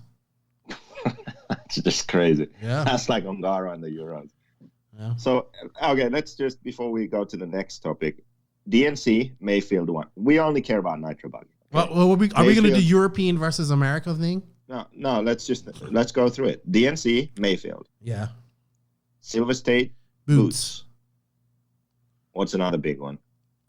We kind Euros. But Euros. Euros, Berton. Who won the Nats? Rivkin. What are the other big races? I think we have to throw in 10 scale because it was a world. No one cares about 10 scale. Yeah, but it's still 8 scale Nitro. No, nowhere else that they came together. RCGP, but it was mostly Americans, except for. But they aren't all there. Yeah. And Ongaro won everything anyway. RCGP was mostly Europeans. What am I saying? What are there any other sort of big-ish? Montpellier, who won that? Oh. Is this the year when Ongaro just receiver pack died? Yeah. I think Battier won this. Who won? Battier. Robert or Canas? I think Battier. Let me see. I don't know. Great radio, bros. What's that? That's a sound drop from Papa Next. It sucks that we don't have more of these guys racing together so we can compare. But I want to go because, you know, being as somebody who has blamed me for starting the whole Euro versus USA thing, I want to ramp that up because it's about as a new season here. And I think Boots. I think Boots won. Patty AGP RC 2019.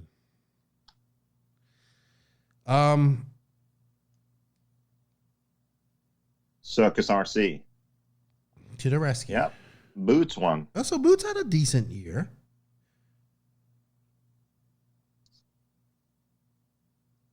Here's the results. So any other big races?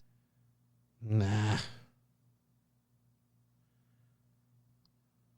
What races count for this ridiculous top 25 RC? I'm not getting involved in that right now. That's it. Top 25 All right, enough about that. We're rambling. Let's move on.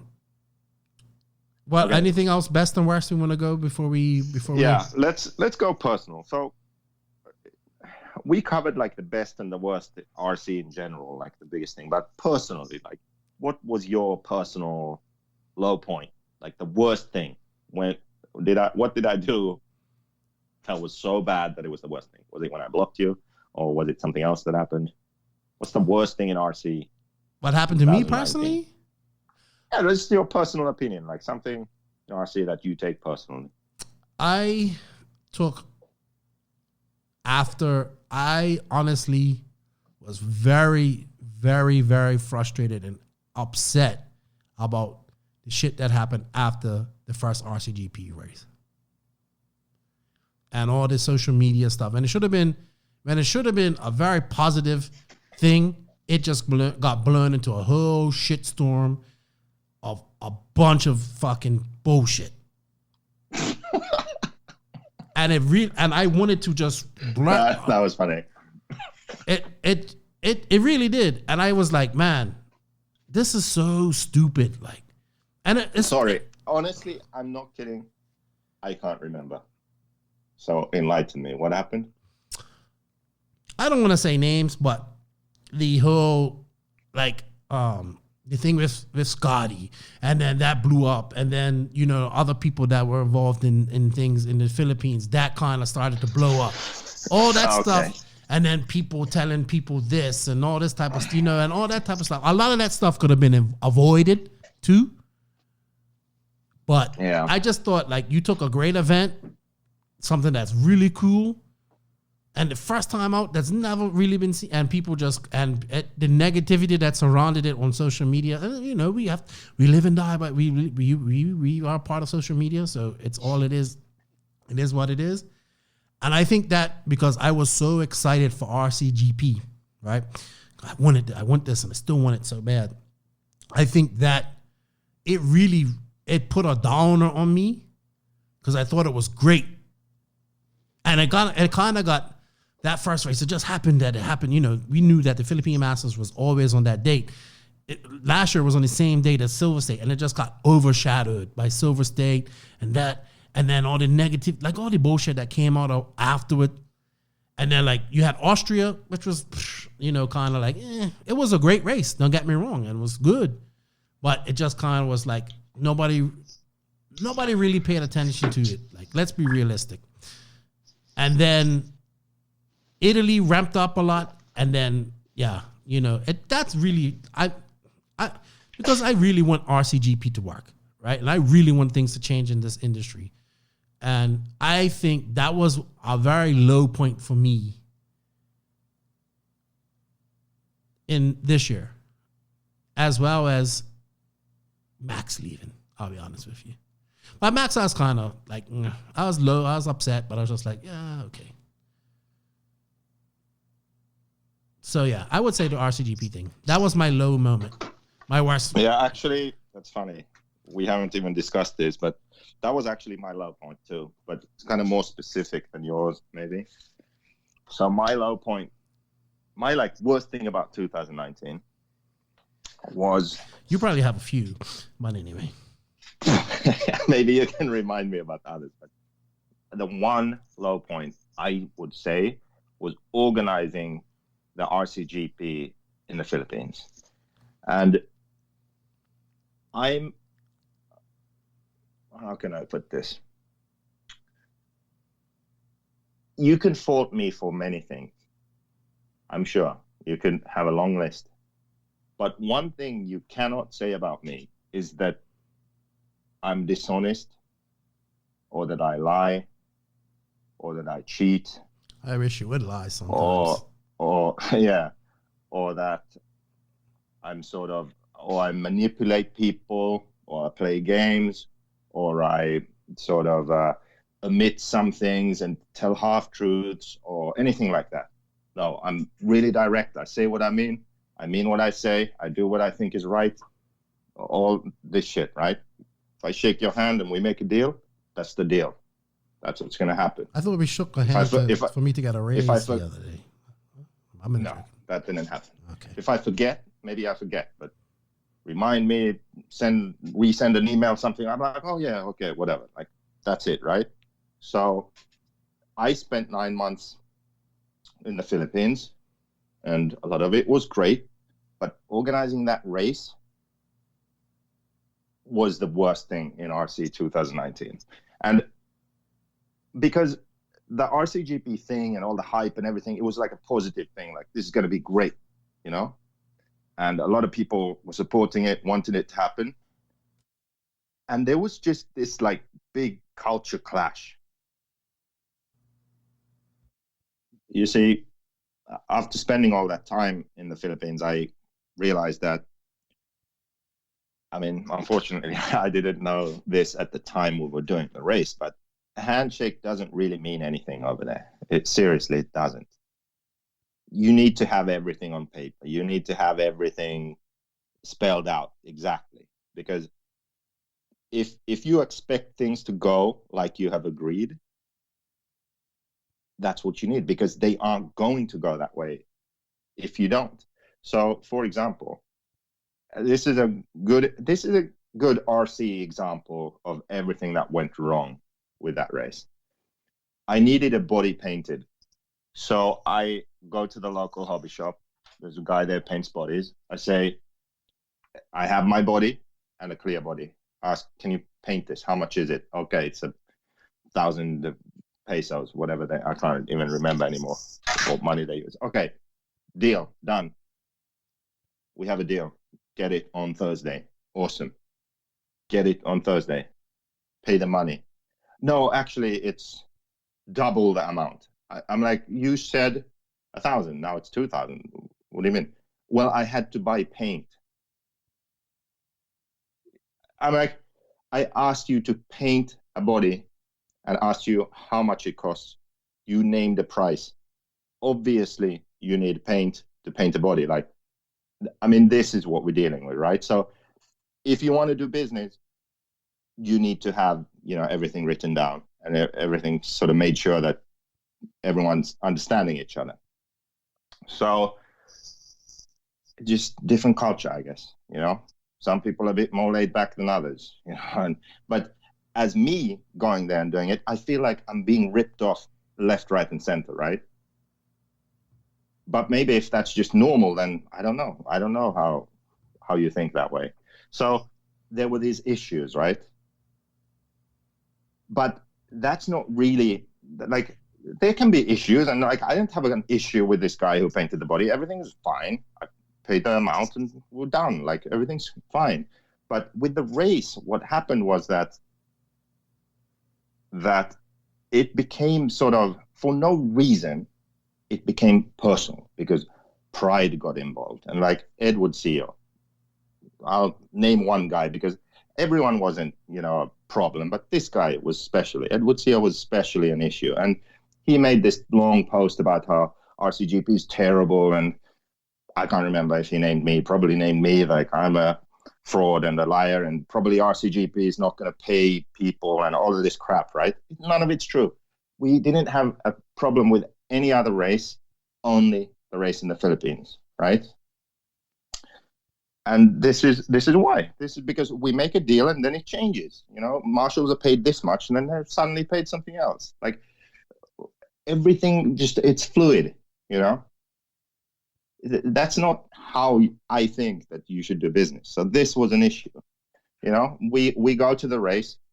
Some backstory. So we decide, let's have a more natural track. Let's have a more natural dirt, like not this sort of completely black molasses covered track.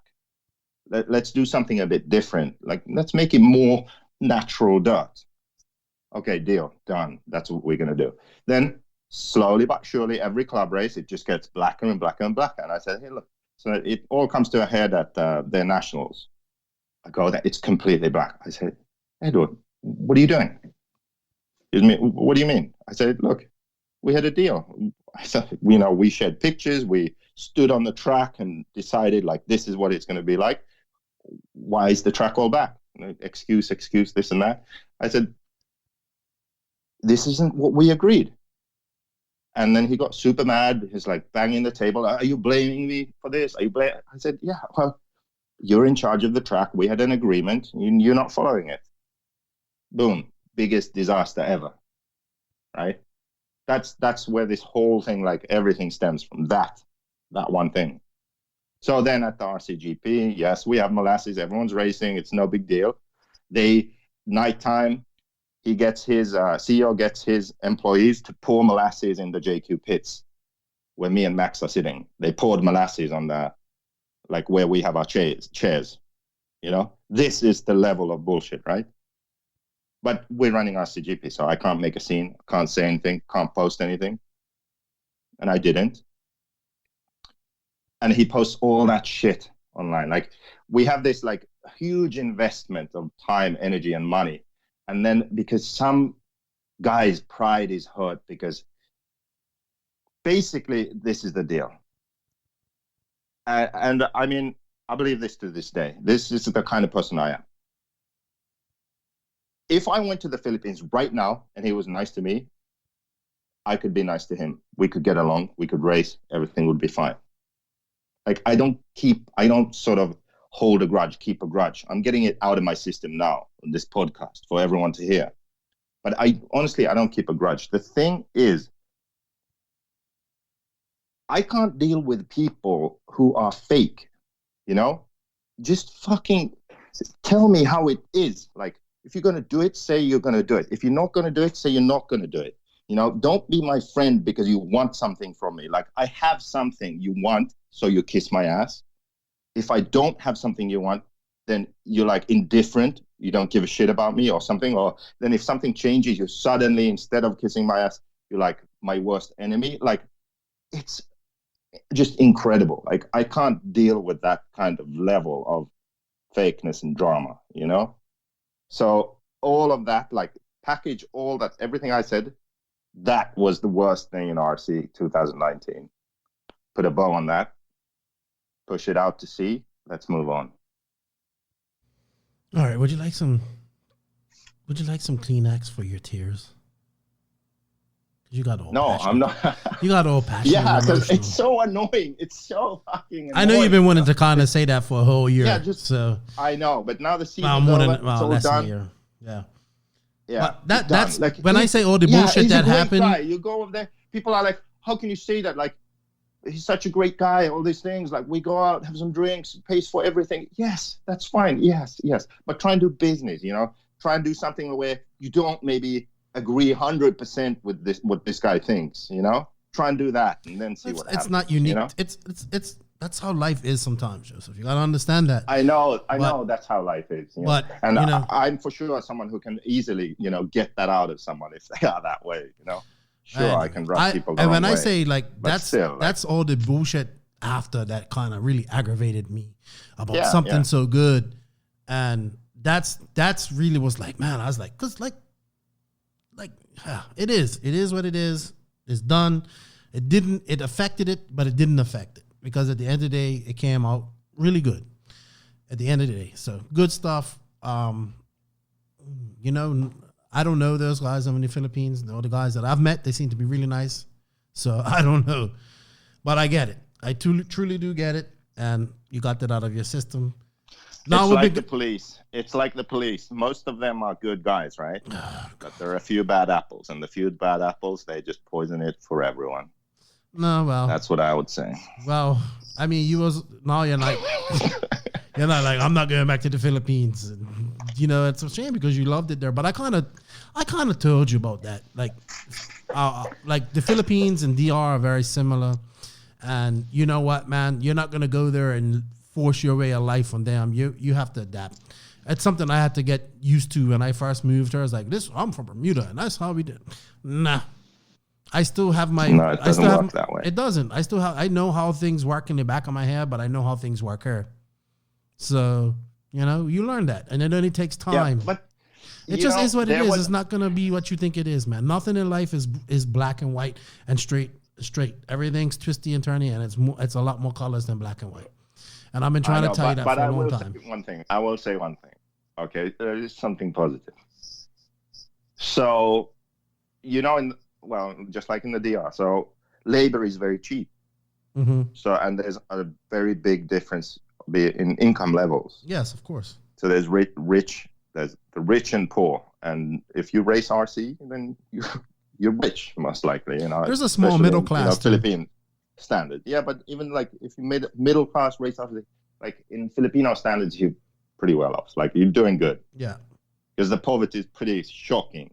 It's just like her. It's no difference. So yeah, so man, it was so he was so interesting to see for me, like an outsider, because in Finland, it's more like if you go to the grocery store in Finland, if you're a millionaire who arrives in a Lamborghini, or you're fucking a bum who was buying one beer, like the cashier is gonna treat you the same way. Like people tend to be treated the same way.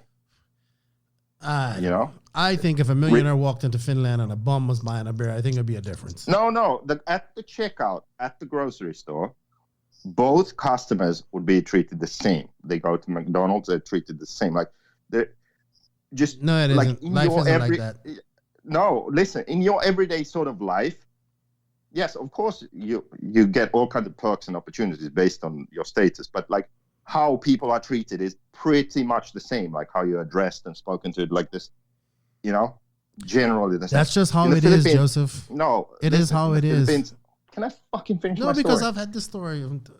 No, in the Philippines, it's way different. It's just different. It's like there's an invisible wall between the poor and the rich, okay?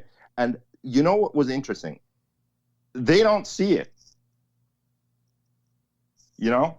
I'd have a nice guy in RC, blah, blah, blah, talking about. Then he treats people differently. You know? Like his helper or marshal or something. Like I get, like me, who's like the It's the same here, man. The most ridiculously brain dead, socially class. incapable human being notices this difference. Like there is a clear class difference, right? And how people treat each other. But that's just how it is. How? Okay, so here's my point. When Edward Seal got all mad at me and was yelling about one thing he said was, you can ask these guys here, like no one likes you, how you are, blah blah blah blah blah, right? He didn't know that literally, like the day before or 2 days before, whatever, at the track, like we were done with work, whatever, having some beers. I'm not going to say who, but let's say some people there who work there, Marshall, said that they really enjoy working with me here at the track for the RCGP. And I'm like, did you buy a what beer? The hell? Like, that's what? why. No, I'm only joking. No. I get it, Joseph. You got to understand. You know why? Because you treat us the same. Because you are the same. You're with us. The same, you know? Yeah, so, you know. Are we finished now? I don't know. This is going that way was off RC. Yeah, it's going way off emotional. RC, but I'm just saying, like. Way off tangent. That was a cool story. Yeah. I live with that every day. We need to finish. Best part of 2019 for you. Sorry, if I let you go on, you'll ramble on for. I get it. Everybody gets it. You get it, Joseph. You're getting all emotional. Soon I will need a tissue. Yeah. Best thing for 2019 for me, man. You know, I'll be honest. I get a little burnt out on RC now and then and everything that goes on with it. And, you know, I get bummed out. But at the end of the day, I look at RC people as, I know this is going to sound corny, like my extended family, like the JQ racers, but not only the JQ racers, like the people that we go and we see at these races. And I think just in general, the best thing for me in 2019 is that I was able to go like to DNC for the second time. And I went to Silver State and I went to PNB. I went to these races. And then when I came back over to California for RCGP, it's like, yeah, I've gotten to know these people and it's like, hey, you're back and it's good to see you. And I think it started in 2018, but I kind of saw it more this year. And the podcast has a lot to do with that as well. But I think that was the most positive and best thing for me. I was like, yeah, this is why I like this. I may not be making a whole bunch of money and whatnot like this, but this, being around people that are passionate about what I'm passionate about and into RC and surrounded by it, wherever I was, like if I was in California or PMB or any of these things, I think that in general is the best feeling I get, and one of the reasons I really enjoy what I'm doing and able to do this for a living per se. And I mean that. So that was the best thing I guess in 2019, I really saw it. Like, people didn't really know me. They knew me, but they didn't know me in 2018. But I've come back and like, hey, Keenan, what's up? And I enjoyed that. Hey, someone was just like, hey, man, I know you like Modelo's, have one or whatever, And I was like, man, that's cool. Like, I appreciate that.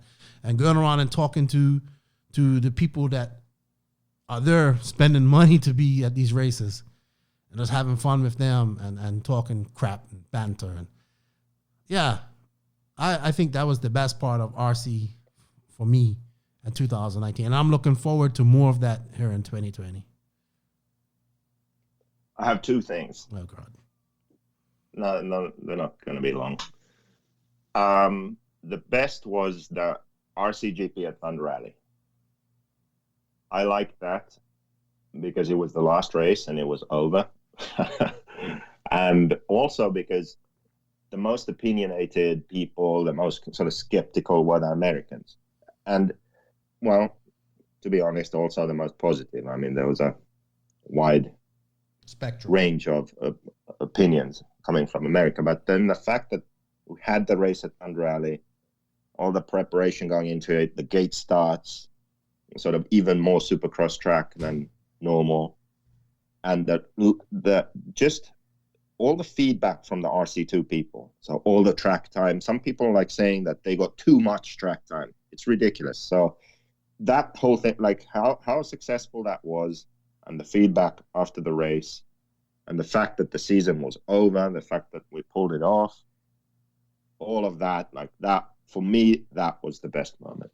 And that was the best thing for me in RC. So it's funny. It like starts off with the worst, and then it ended with the best. Hanging out at OCRC, you're all California. Sorry. What the hell? What are you doing? My phone just started playing like a podcast. I don't know how to stop it. Oh, there we go. Yeah. So yeah, from worst to best. But you had two things. So is that it? No. Second thing, and I'm skeptical about saying this, but it's still the 7th of January. So I will say that the second best thing was that you actually did this podcast for the whole year. That is incredible. Yeah. Seriously, that's incredible because, I mean, it's a shame RC is so small. I hope in this year or maybe next year, this could grow into something where this can be your full-time deal. Like you can be the Joe Rogan or Steve Mathis of RC racing. I mean, I hope that can happen. Hey, but we have a website coming. Yeah. Yeah. Spoiler. Yeah. So next week there'll be a website, call-ins on this show. Mm-hmm. So there's it's growing. And we're looking at doing video. Yeah. So hopefully it can grow to the point where you can get advertisers on board where they pay your bills instead of e-buggies paying your bills. You can go to more races, cover them, and this can be your full-time thing. Well, I really hope I that mean, happens. I'll be honest. This was the best. This, as well as meeting people, but the podcast is, and I love it. Like I enjoy it, and I love talking about RC. I like talking with people about RC. I like getting to know these guys, these racers, get behind and not get to know the man behind or the person behind the trigger. And I really like the love that people give to the podcast. And honestly, man, I hope people learn from this podcast as well. And I think I think they are. And I'm also kind of, I know this sounds crazy, but I just don't think, I've said this to you a few times, I don't think mainstream RC will catch on to us. I think, I've told you this a lot of times, I'm not going to let advertisers or anything dictate what this podcast is about, because at the end of the day, we still have to keep it real. I mean, we happen to know a good bit of stuff what goes on, because this is all the stuff I wanted to know when I was coming up as a racer. Like, I didn't know this type of stuff. And I think it helps, like, put people more like they know, like, okay, this is what happens in the industry, and that's cool. And I think we're a part of that. But I don't know if mainstream. Maybe I could be wrong, but I don't know if mainstream. I don't think we're politically correct enough. I think what we need to do. So, well, what I'd like to do is I think we need to clear more things with drivers. Like, can we say this? Because I know a lot that I don't say on the show because it wouldn't be right. Yeah, I agree with that. But I think what I should do is now that the podcast exists, I go like, hey, can I say this on the podcast? Because maybe some of the things they'd be like, yeah, whatever. Like, I won't confirm that. Oh, he said this. Mm-hmm. I'll just say like, hey, I heard this. Well, I mean, if somebody tells me this is not for the podcast, I'm not going to say it. Sometimes, I respect that. I make that decision, but maybe I shouldn't. Maybe I should just ask the person in question. I don't know, man. Chances are they say, go ahead. I don't know how it goes, but I do enjoy this, and I do enjoy the media side of it. And I definitely enjoy the love that people show and support for it, and we obviously would not be anywhere without that. So shout out to those guys, man. You guys make it happen, man. I did see, just off topic, off two things I want to bring up. I meant to talk about it. One of them I meant to talk about in the last podcast. Have you been seeing that Live RC's been doing analytics for the week lately and posting, like, in America, the different things that are popular? Obviously, right now, I believe two-wheel drive stock buggy is like the most popular thing. But check it out. There's some interesting stats there. And I saw Live RC asked about do you listen to RC podcasts? And it's like 70-30 right now, 420 votes. And it was pretty cool to see the love. 70% don't listen. No, 70% listen. So yeah, it wouldn't be good if 70% didn't listen. So it shows we're doing something right. And kudos to all the RC podcasts out there, man, because you all deserve love, and you all deserve recognition for what you do, because this isn't easy. As I'm learning, as I keep on learning. But you know what, Joseph? We have some Facebook questions, a few of them to go over. Do you have anything else you want to say before we go on? Oh God. You know what? But before we were done. Before we go on, right, Joseph? I wanna say something here, because I know you're at OCRC and you're gonna need some traction. You know what I mean? I think you're gonna get some traction here shortly. So, you're gonna get some Papa Willie's Traction Tonic coming your way. I'm gonna tell you all about Papa Willie's Traction Tonic. Papa Willie's Traction Tonic has you covered for your RC tire traction needs. You're going to need that here soon, because you're pink pinions and you're having fun there at OCRC. It's like whether you race on carpet, concrete, dirt, loose dirt, dry, slick, or high grip surface, Papa Willie's Traction Tonic cures poor traction. That's so hard to say. Benefits of using Papa Willie's Traction Tonic. Do you want to know what the benefits are, Joseph? More traction, long-lasting light tire wear, sweet scent, clean application, fast-acting, fresh feel. Papa Willie's Traction Tonics is also safe on foam inserts and does not deteriorate tire glue. And you know what? If any of our listeners want to know where to find out where you can get some Papa Willie's Traction Tonic from, you go to www.papawillies.net.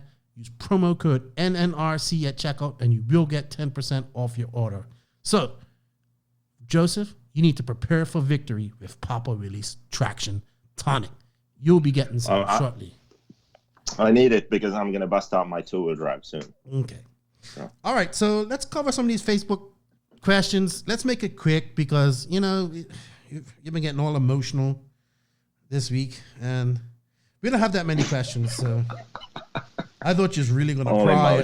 I thought you was going to cry at one point there. So. Wait, in my rant? Yeah, people kind of thought I was going to cry last week over Max. You was getting emotional over you can't. Yeah. All right. Max's dad sent me a video. Of his haircut? Yeah, that's cool. Yeah. Max's hair is gone. He needs to shave his head and shave the beard too. Can't have no beard in the army. Yeah. I miss Max. I had to shave that too. Miss Maxie. He'll be back. Scotty Brewer, what's up, Scotty? What's your favorite taco? My favorite taco, honestly, is Al Pastor. It's good. You know where my favorite taco? So go ahead.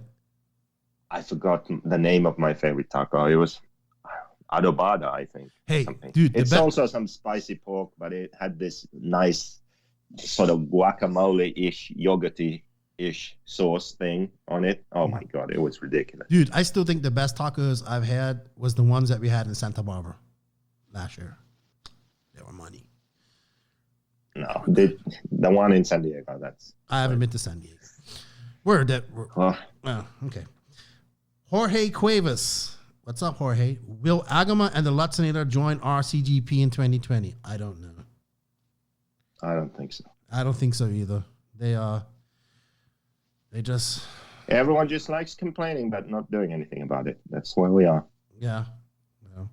Yeah. I don't think it's going to happen. They kind of went on a different direction. I literally had someone tell me, in a position of power in the industry, you can make decisions. He said this. Personally, I don't go to the DNC anymore because the race sucks. I'm like, okay, yeah, so why do you go? Well, we have to be there.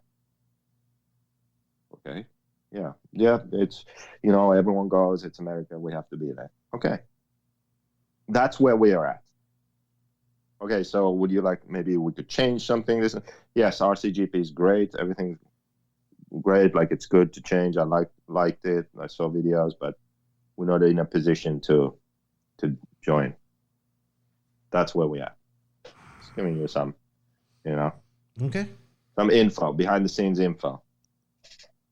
Well, it takes time, buddy. I think 2 rounds in the USA will help that as well. And we need to that needs to get announced soon because people are trying to make plans to come to that. So it should be good. Tim Wainwright. Wainwright's a Bermudian last name too. Dealer in Australia. He's very happy at the moment to be announced. What would it take for JQ to come back to Oz and bring Keenan? Because I want to put a dent in Australia's beer stocks. But I would love to go to Australia and look for the thylacine. So $5,000 and flight tickets. $5,000 and flight tickets. Oh, what's the $5,000 for? They asked, I answered. I hope to get to Australia one day. I want to see a koala bear and a kangaroo and a thylacine. Some fast races there too. Fast. Chris Boyder, as a privateer, how the hell do I find a good pitman? I always end up with some electric head who doesn't know how to bump start. You know what, Chris, man? You're probably going to have to find somebody and take them to the track with you. Like a kid or somebody. I don't know. Yeah, I have to find someone that races a different class or is at a very different skill level. Yeah, so you won't end up in the same race. We actually have the question from Dax Simonelli. It's about the center diff ones, but that's a whole. I want you to comment on that. Should we save that for the assault? No, let's save this. Let's save this one for the assault RC. Yeah. Well, we're gonna do an assault RC too. So what? We got now. Yeah. This podcast is already 7 hours long. Let's just call it a day. We have the call-ins, add those on here, and then that's it. Yeah, that's gonna be 3 hours. Yeah. I think you know what? Fuck the rant too. Ranted enough. Okay, Christopher. JQ Racing rant was wherever I ranted the most. When you almost started crying. That's the rant. That was a JQ Racing rant. Okay. Christopher Fail, why do you think Ongaro stayed with AKA with all the issues JQ mentioned with getting tires and such and money?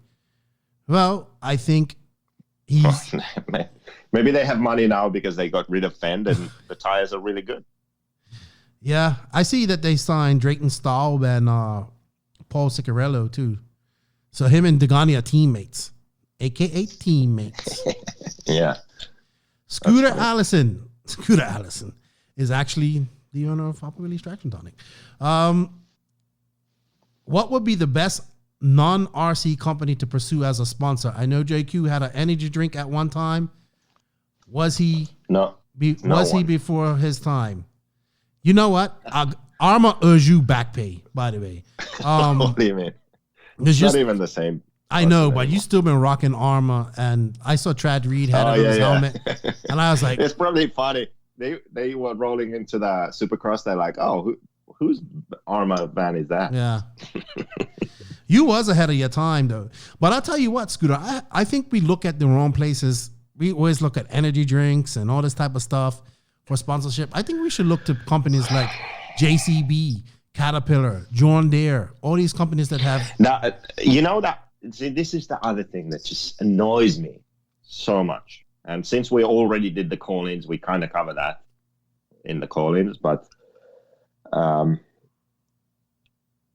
with these sort of outside sponsors, like let's say you want to get an outside, where do you send them? Like, what website do you show them? Like, there is RCGP. No? yeah, you know, like how do you promote RC? Like, what do you do? Oh well, then you start thinking, well, there's a nice picture gallery from DNC, and that's a good video from everything's disconnected and looks like amateur hour.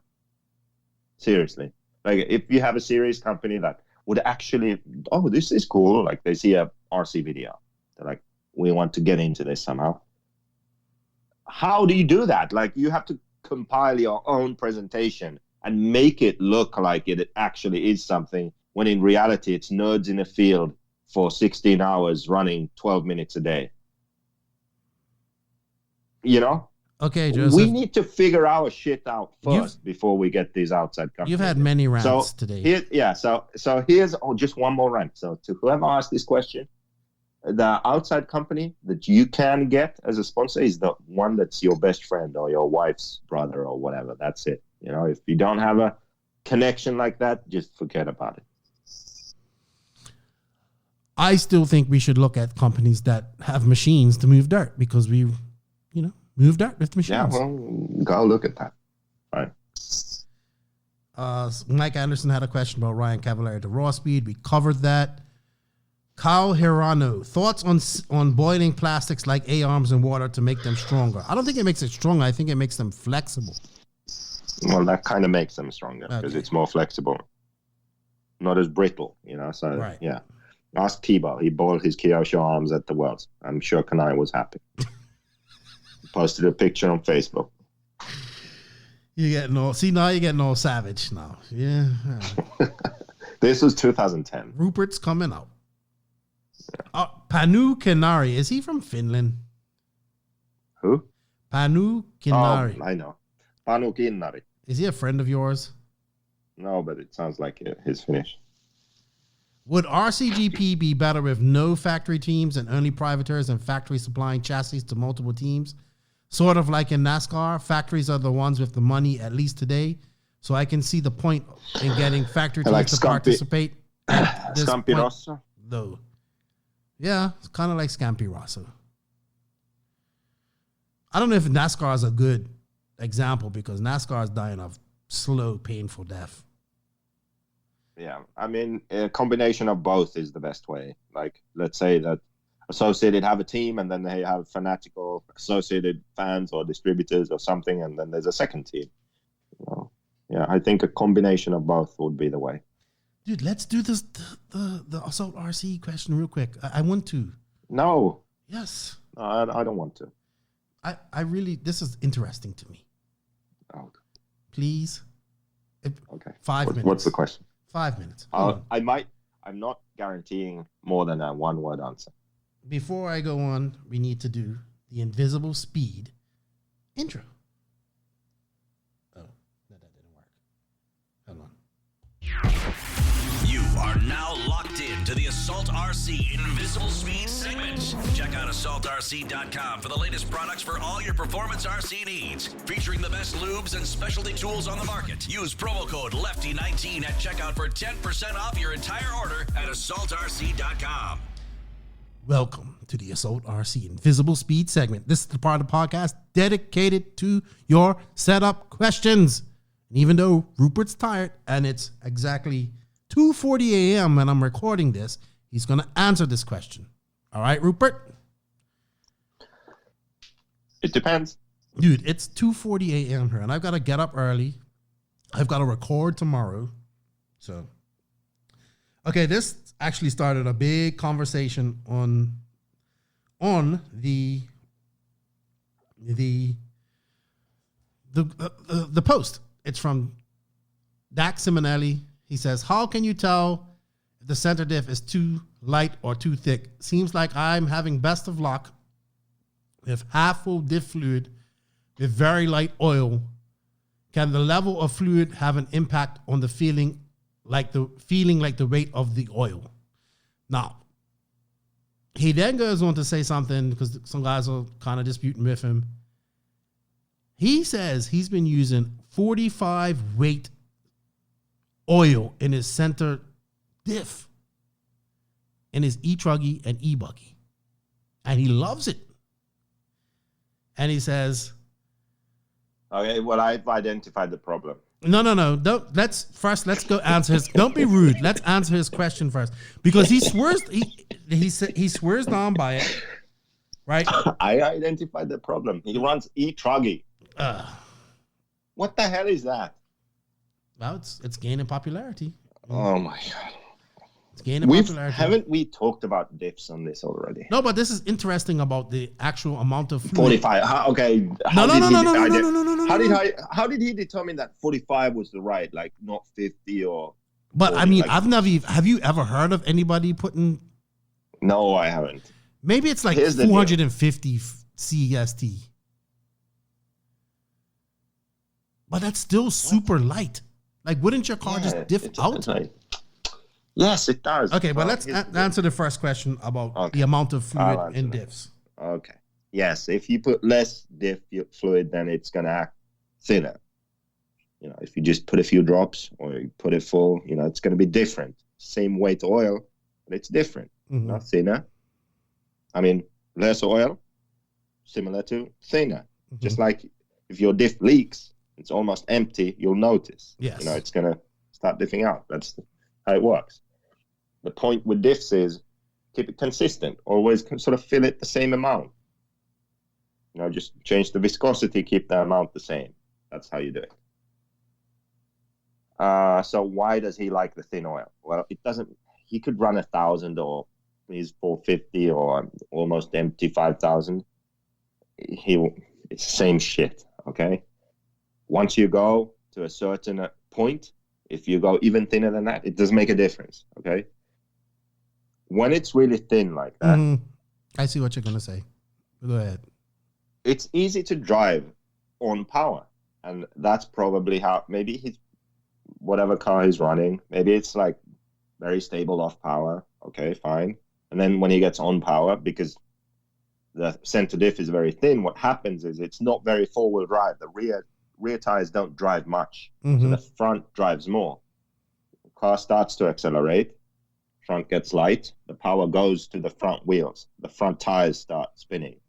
So it's more like front wheel drive when he accelerates, essentially, which can make the car very easy to drive. It's slower, but easy to drive. So you make less mistakes, maybe.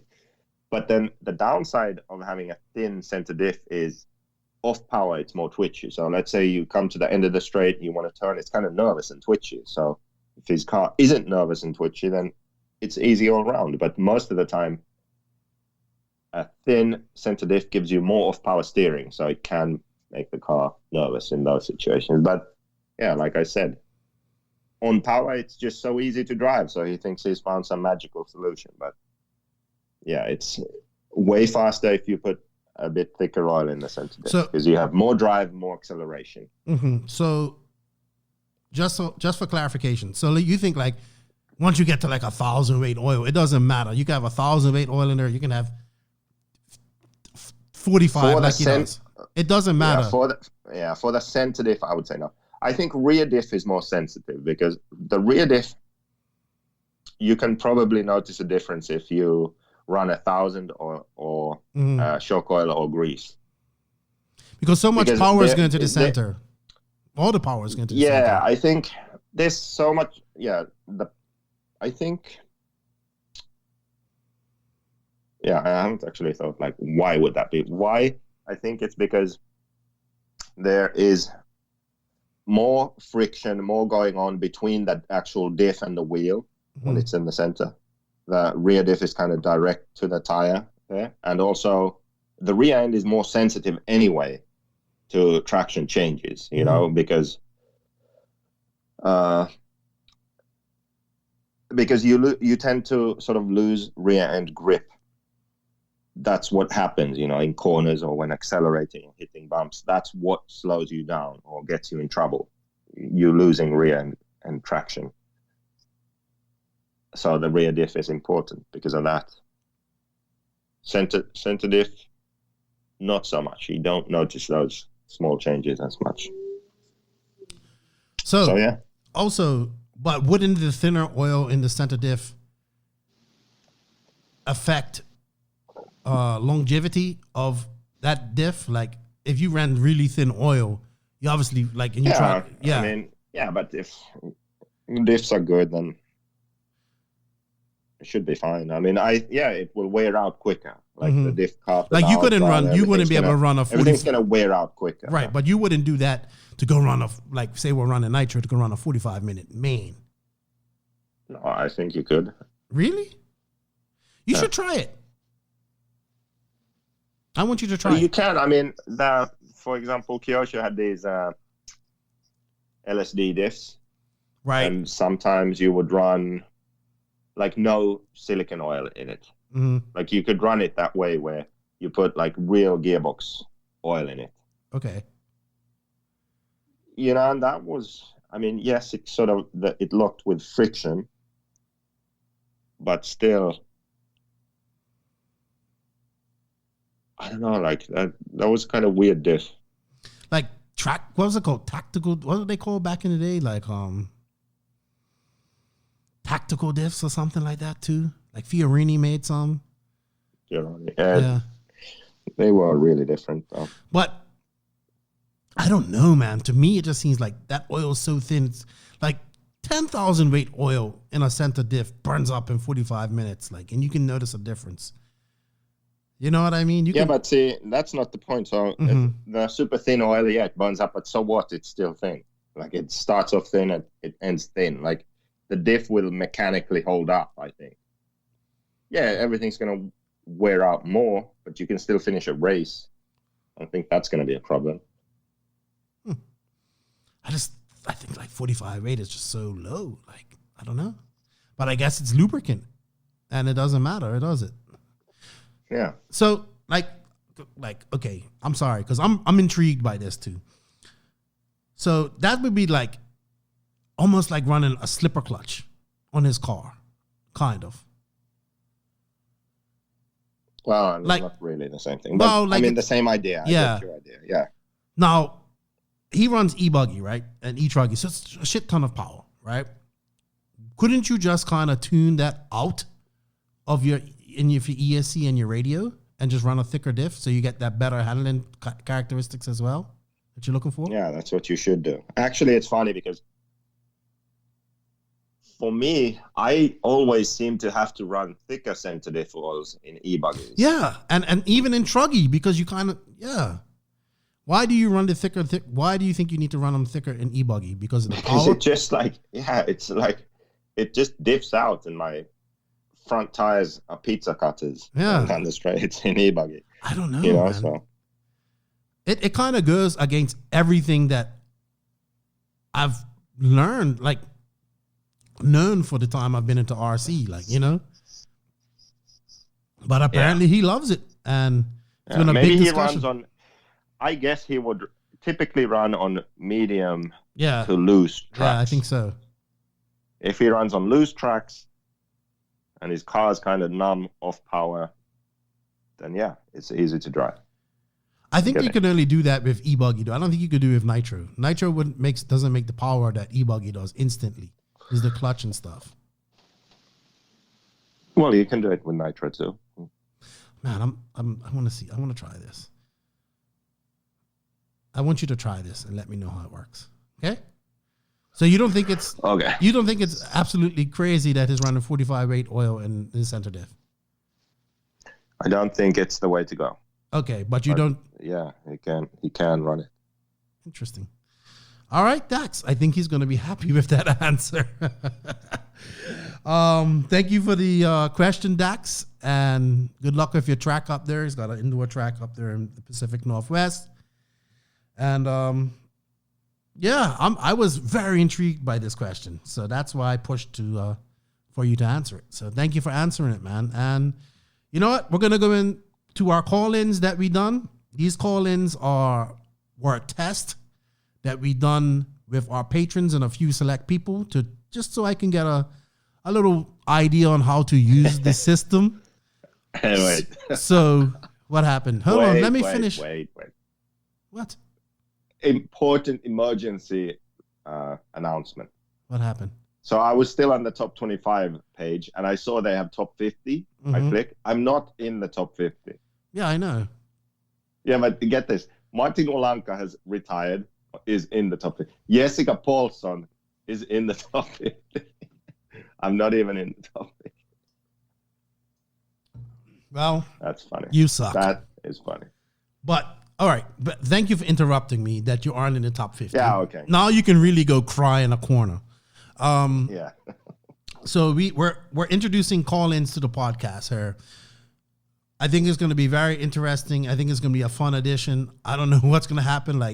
But basically the goal is like you call in like a radio station, talk to 2 to 3 minutes. This time on the test, we went a little longer because it was, we had about 10 callers. But we're trying to do this every Monday. I hope you guys enjoy. We was looking at a way that people can call in. Maybe it's a big race and somebody got hacked. Well, people can call in and talk about it, just like they do it at, on other race forums or whatever. Or if you just want to ask Joseph a question or you just want to talk about something in RC, you have 2 to 3 minutes to do it. Like I said, this one, we did a test. Thank you to everybody, to all our Patreons that participated to see how it went. So the times went a little longer, but I think it's a really cool concept. These people are calling from a phone and a number, so the audio from on their end isn't the best. Let us know what you guys think about the call-ins, but it's something that we're going to be doing, and it's probably going to be in every podcast.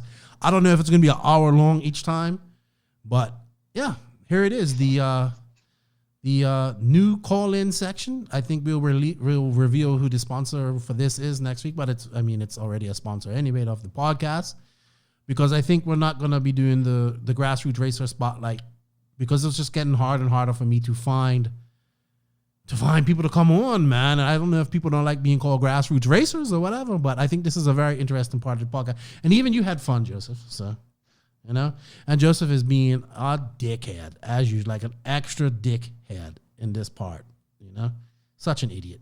But enjoy the call-ins. We will be back next week with a guest and everything else. So, yeah. Back to normal for the podcast next week. We just, coming off vacation, didn't have time this week to do a guest, to get a guest on. But next week we'll have a guest. All right, let's be honest. We had a guest lined up. I lined up a guest, and then he chickened out. Yeah, but we'll get him on. Should we say who it was? No, we're not saying who it is, because we'll get him on. Why? No. Okay. We'll keep working on it. Okay. Yes. Okay. We'll get him on this podcast. Don't worry. All right, guys. Enjoy the call-ins. You are entering the Tekno RC Grassroots Racer Spotlight. The part of the podcast that gives the listeners a platform to talk about RC. Brought to you by Tekno RC. Tekno RC. Tekno RC is a premium manufacturer specializing in 8th and 10th scale high-performance off-road RC buggies and trucks. Visit www.teknorc.com for a complete catalog of their products.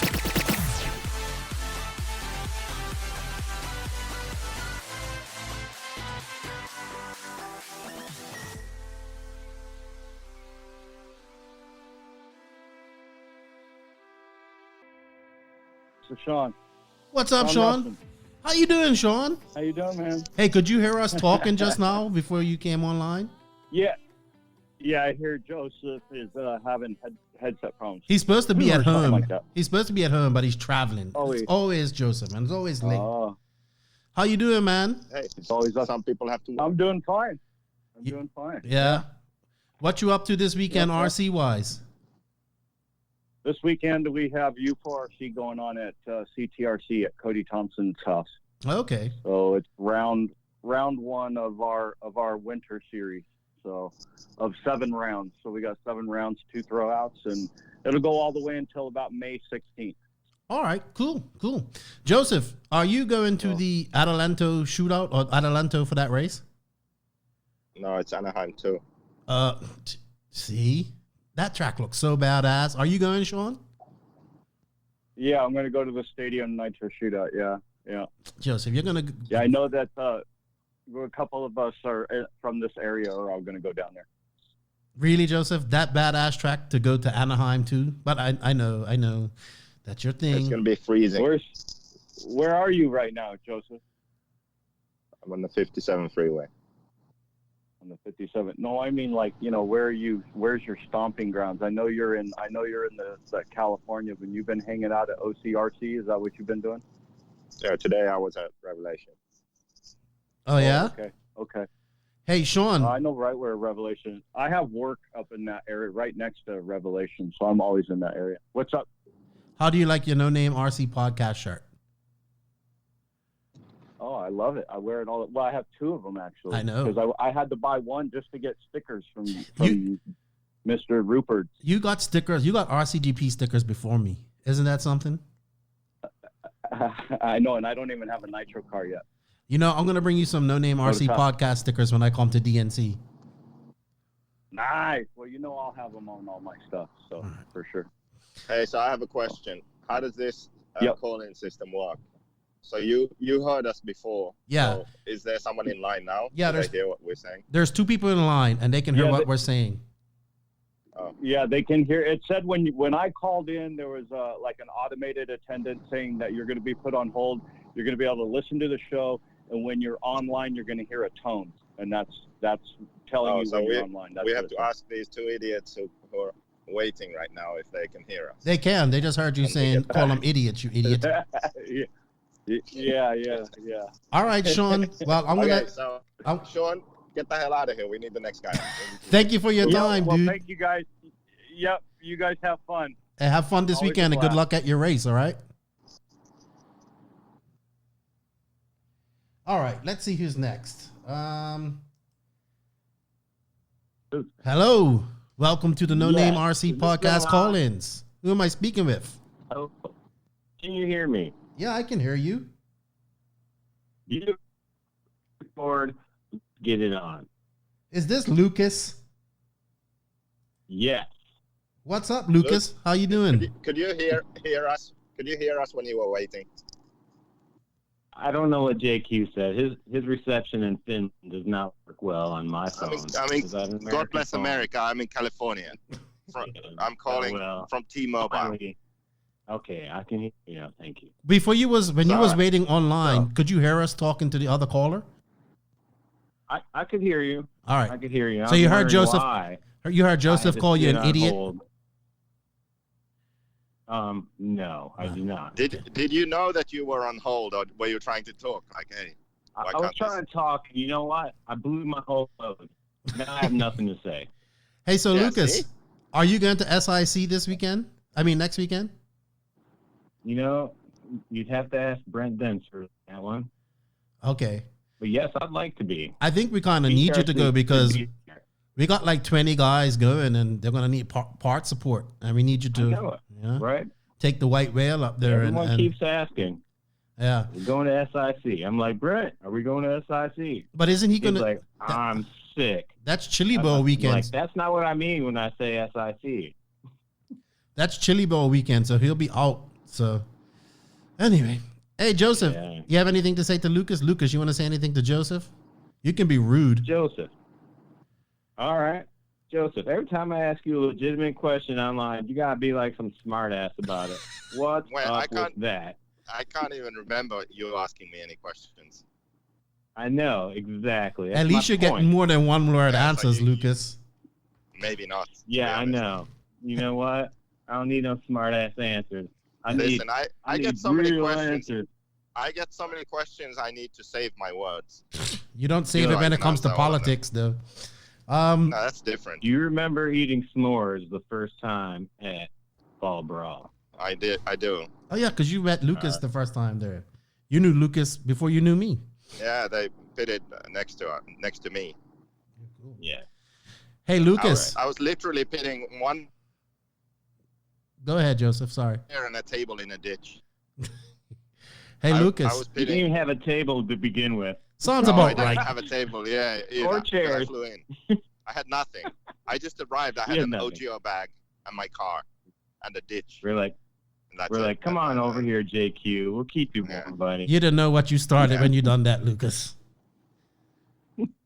Hey, I started JQ Racing It worked out USA. hey. So Lucas, think No, the it's best thing- beautiful. The best thing Relationship. about it was Lucas had an American flag paint job. and he still does. Boom, son. And JQ loves it to this day. When he Yeah. saw the American flag on his JQ body, his mind was blown. Yeah.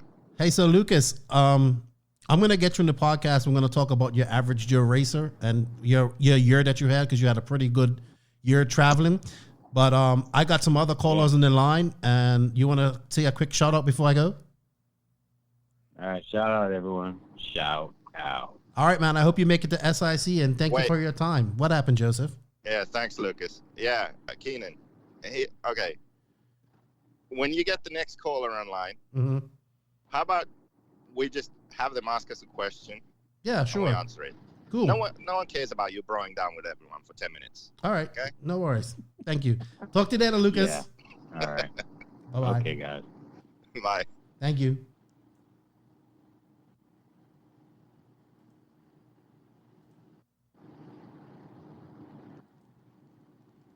Hello. Welcome to the No Name RC podcast. Call in. What's up, gentlemen? How you doing? Who am I speaking with? Hey, this is Mike up in Wyoming. What's up, Mike? How you doing, man? Happy New Year to you. Doing well. Hey, you too, man. Thank you for calling in. No, I just figured hey, you're welcome. Figured I'd call and make sure everything was working right. Oh, yeah? You have Yeah. anything you want to talk about real quick? You want to ask Joseph or myself anything? Any subjects on your mind? Not particularly. I'd just like to thank you guys for what you guys are doing, man. Yeah. You know, We- Joseph, with all the help you put out with the car, Keenan, with everything you're covering with RC overall. You know, I'm pretty new to this, so I soak it in like a sponge, man. Yeah, man, I appreciate your support too. You just joined the team. You're up there in Wyoming racing. Yes, sir. Yeah, a big support of the podcast. I appreciate that, man. We're trying to bring content. I appreciate your help with us in this call and stuff. I think it's going to be pretty cool. I give it maybe. Yeah, it is pretty cool. I give it about 2 weeks, and I think somebody's gonna call up and like go mental on Joseph. I'm pretty sure it's gonna be funny. So, when you gonna start racing again? Isn't it snowing in Wyoming, or is it cold there or something? It's chilly, man. It's real windy. I actually ran my 10th scale this past weekend, and I got a race coming up this Saturday. Excuse me. Oh yeah, where to? Actually a little place in Nebraska called Randy's RC Toy Box. That's indoors, right? Obviously. But it is indoor, Okay. Is it carpet or clay? but it's a pretty cool little spot. It's got some clay mix. It's dirt. Mm-hmm. I mean, he's got some clay mixed in, so Cool. Sounds it's, good. Kind of different. What cars you running 10 scale wise? It's AE, right? It is the B74. How you liking Joseph? How you liking your B74? I see you've been finally got a chance to test it. It needs some help. Uh, Let's just leave it at that. Okay, well there you go, Mike. Joseph's gonna fix it, and you can get some setup help from him. Yeah, do it, man. All right, Mike. Well, I appreciate you calling in, man. Hey, I appreciate all your support on Patreon as well, and we can't do it without guys like you, man. Of course, keep it going, man. Yeah, Appreciate and hopefully we get some new shirts going here soon.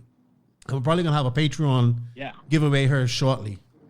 So I appreciate it, man. Shirts and some of them hats. Yeah, we gotta get some hats made, Joseph. That's next too. Yeah, I know. Thank you for the support. Anything to Yeah, get you're Lefty off my nuts. All right, Mike. Well, good luck at your racing, man. And hopefully you call in. We're going to be doing this every week. And, man, we're going to get some repeat callers. If anything's grinding your gears, pissing you off, or anything you want to know, you just call in and we'll talk about it for a few minutes. Sounds good, man. All right, man. Have a good evening, and thank you for your time.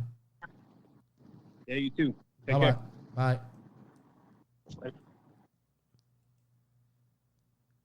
And hello, caller. Thank you for waiting. Who am I talking to? Hey, Keenan. What's up?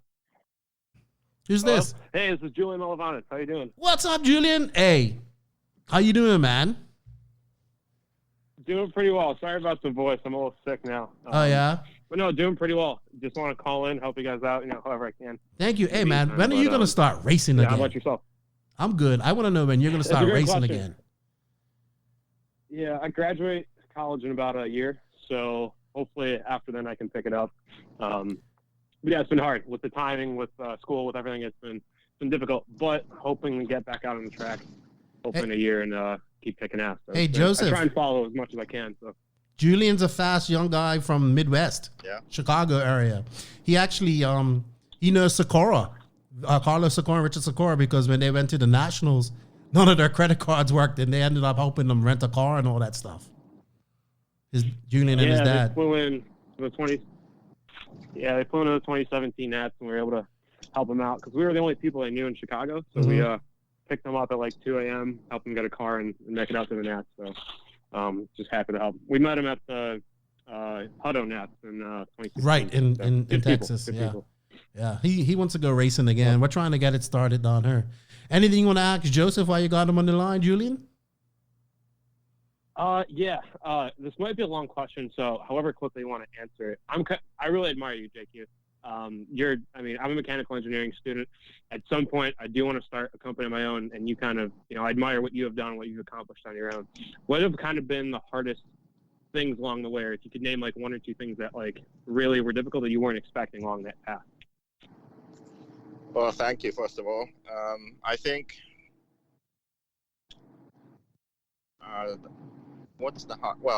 two things really. So one was financial, so the funding. So you need money to do all of this. So I didn't really have it to start off with. So that was hard to get the funding to do it, and also then once it starts going, to have the cash flow to be able to do all the things you want to do. So that's really the hardest thing. And the second is everything's about communication. So I think just generally, even in life, but in business,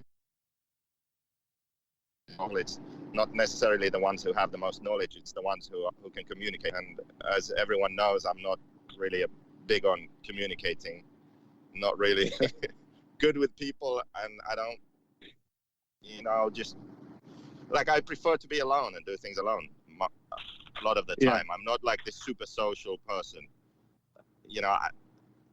Fuck people. I hate people most of the time. That's kind of hard, to be honest. I get it. So, it's an engineer's kind of introverted mindset. Yeah, so I get it. That's also hard because if you want to run a company is just people. So you have to get along with the people you're working with. Then you have to get along with the companies, the other companies, and the people in the other companies that you work with. So suppliers and whoever, like people doing your graphic design or people making the parts or anything, your distributors, your dealers, your customers, all of that stuff. So I think the two hardest things, and at the same time, ironically, I think the most important things is the funding, the financial side, cash flow, healthy cash flow. So you have money coming in.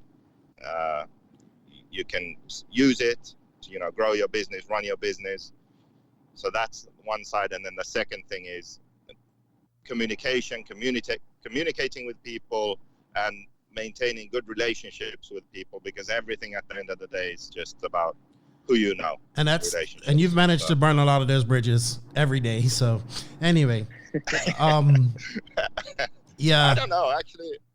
You have. It's a weird situation, to be honest. Like I said, I'm not the best, but but I have burned some bridges, but maybe a lot less than people think. A lot, yeah. And Keenan tries to rebuild some of them, so he's been yeah he's the yeah, communication side for sure. Keenan is that guy. That's his job. I don't get paid enough to build those bridges back, but I try my best. But yeah, I appreciate the support too, Julian, man. I'm really looking forward to you getting racing again, man, because I think absolutely you're good. Podcast was awesome, and yeah. So what are you planning on doing? Yeah. Why did you ask this question?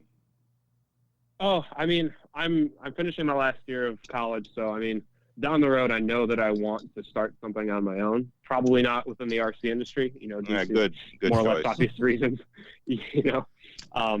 But I just wanted, because like I said, I admired your story and I admired kind of what you've been able to accomplish, more or less on your own, at least in kind of the initial stages.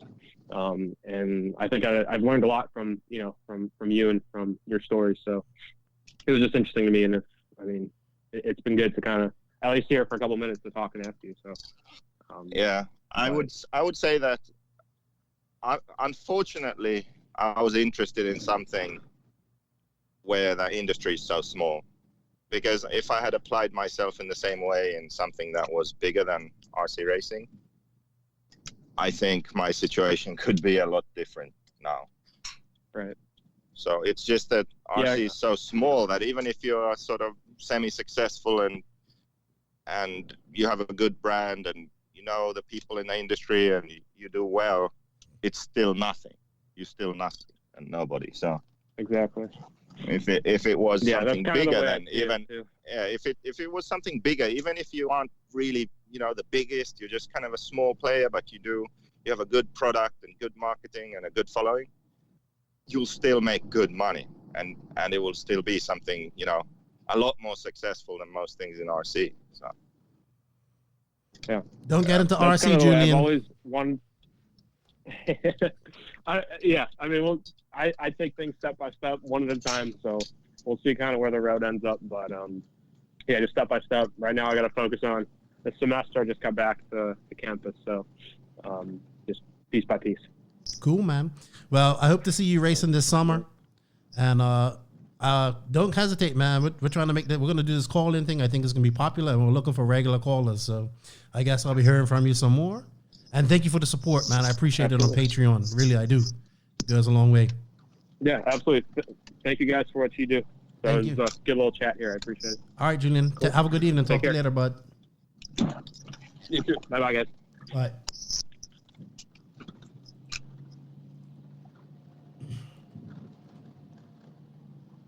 you know what I just Hello. Bonjour. Bonjour. Why do you say bonjour? You know it's me? Yes, I know it's you. What's up, man? How are you? You actually get the... I'm good, Who is man. it? What about you guys? We're good. Keenan, how about you tell the listeners who it is? Well, I don't know I know who it was, but I don't know. Their names don't come up. Not all of them. But this is Kevin. He's from Quebec. He's driving JQ and a Patreon. What's up, Kevin? What's up? How you doing, I thought I was man? going to be the only idiot on here. I'm good, man. No, we actually have. I actually have 3 more callers behind you. So, yeah, it's going pretty good. I think this is going to be a popular segment. Awesome, man. Anything you want to say to Rupert while you have him online? Well, first of all, is he going to make a Team Canada chassis for us Canadians because we won the World Juniors, or is that not going to happen? Team Canada what? Chassis like you made for the Finland team. No, you can make your own Team Canada chassis. The question I'd like to ask is, I don't know if it's something you guys want to talk about on the podcast, but like people talk about the industry, and most of the time I talk business and I talk shop with Keenan, but how big do you think the RC community is racing wise, like in the US and in Europe? Are we talking tens of thousands, or are we talking a couple thousands? What do you guys think? As in races or what? Yeah. You mean just off-road? Yeah, just racing. I think off-road. I think we're struggling. I think if we have 10,000 races worldwide, I think that's about it. I don't know. Yes, we have more. You think? We have more than that. I don't know. Yeah, it's tens of thousands. It's not hundreds of thousands. I think it's tens of thousands. I don't think so. But anyway, we'll never know until we do a proper census. Yeah, it is. We do know because we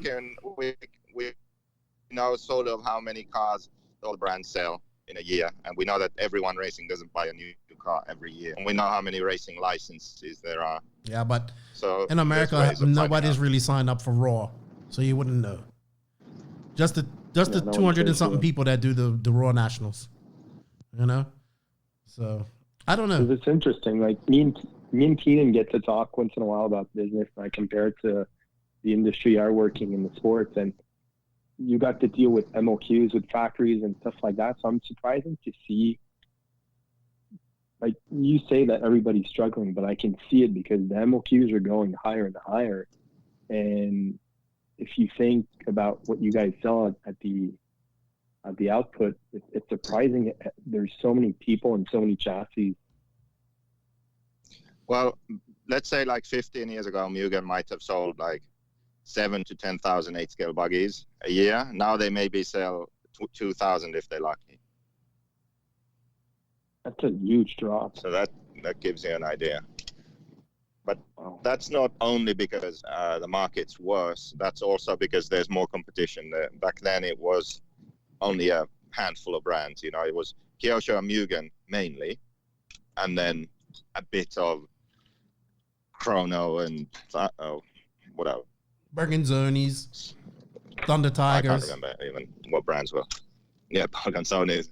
Thunder Tiger maybe. Yeah, Thunder Tiger was back then, I think, already. Laros. There was a Laro. It was mainly just Kyosho. Yeah, Laro. And so there was Kyosho, Mugen, and then some random brands. But now there's like 7, 8 sort of. More than that, Joseph. Brands, and then another 10 random brands. Yeah. What? Yeah, you're right. You're right. And it seems like a new chassis is coming out every year. Like 2 more brands are making 8-scale cars. So it's difficult, man. Yeah, it's difficult. It's like that. It's like that pretty much everywhere. You just slap a new color, you do a couple of new vented or new carbon stuff, and it just comes out with something that's brand new. It's like that. X-Ray's the king of that. They're exactly like the sports business. They change every 12 to 18 months. Yeah. And yeah. But they're like one of the companies that can do that. Yeah. Because they do everything in-house. in-house. Back to your question. I'm sorry? To go back to your question a bit still. Yeah. So to kind of conclude that, I think a safe bet would be to say that there are tens of thousands, so under 100,000, more than 20,000 active RC racers in the world. Let's say 30,000. And there are no, let's not say 30,000 because we don't know. I haven't studied it. I just know the range, tens of thousands. Okay. And I think that there are hundreds of thousands of sort of people that have RC as a hobby on some level. I mean, I don't know. How would you even figure out how many people own or have owned an RC car? You know, I don't know that. But people who have a car and go to the track more than the first time, I would assume that that's hundreds of thousands. I haven't studied it, but that's what I would think. Cool. Does that make sense? Yeah, it does. Thanks, man, and hopefully we see each other at some point. So yeah, Kevin. And everything. Guys are doing a good job, man. Thank you, Kev. I'll be talking to you tomorrow anyway. Don't give him too many props. His head will be too big. You're all breaking up. Where are you? I said you guys. You're included too. Don't give Joseph any props. All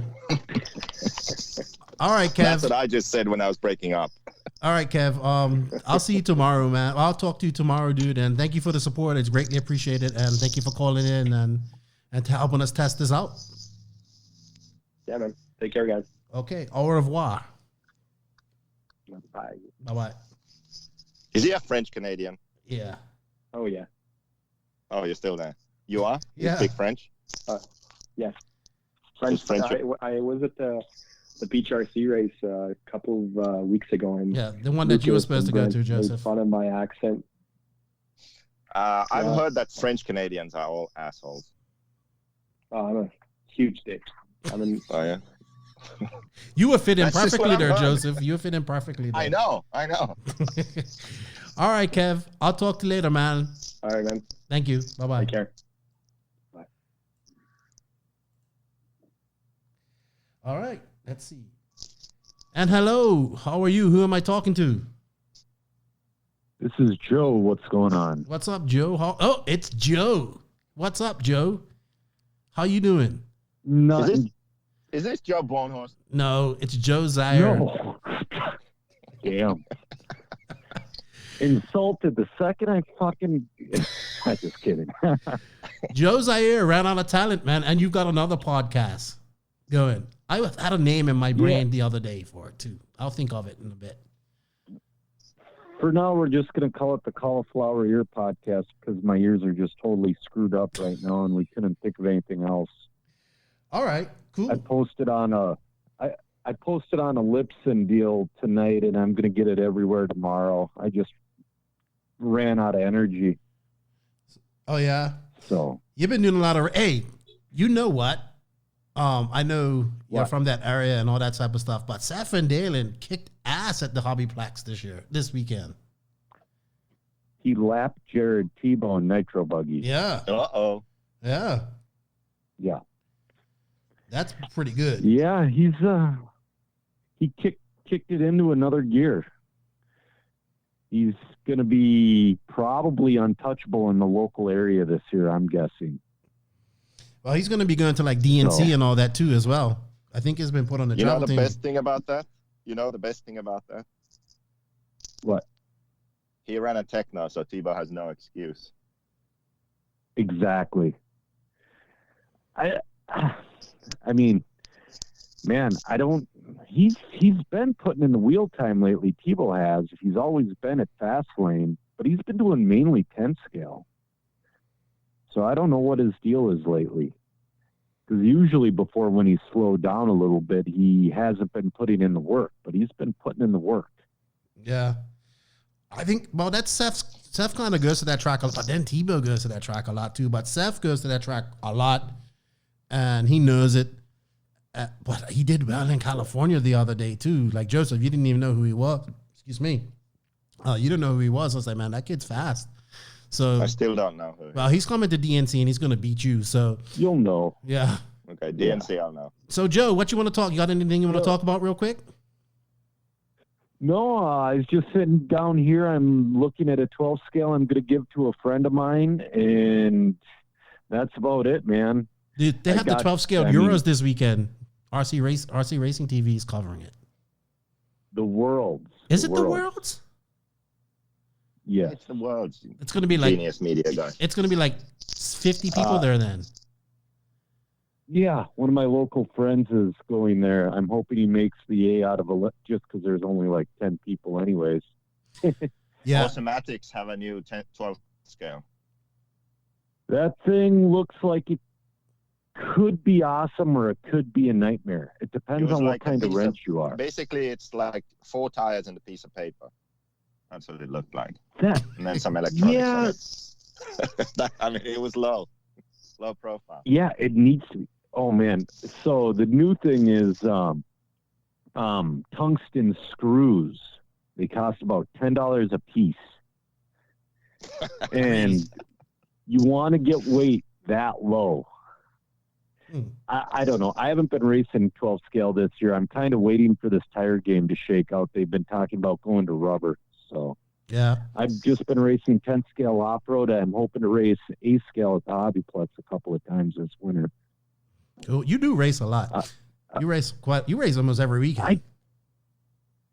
Yeah, I'm out the next 2 weekends with, kids have stuff going on, which is, I'd rather hang out with the kids, obviously.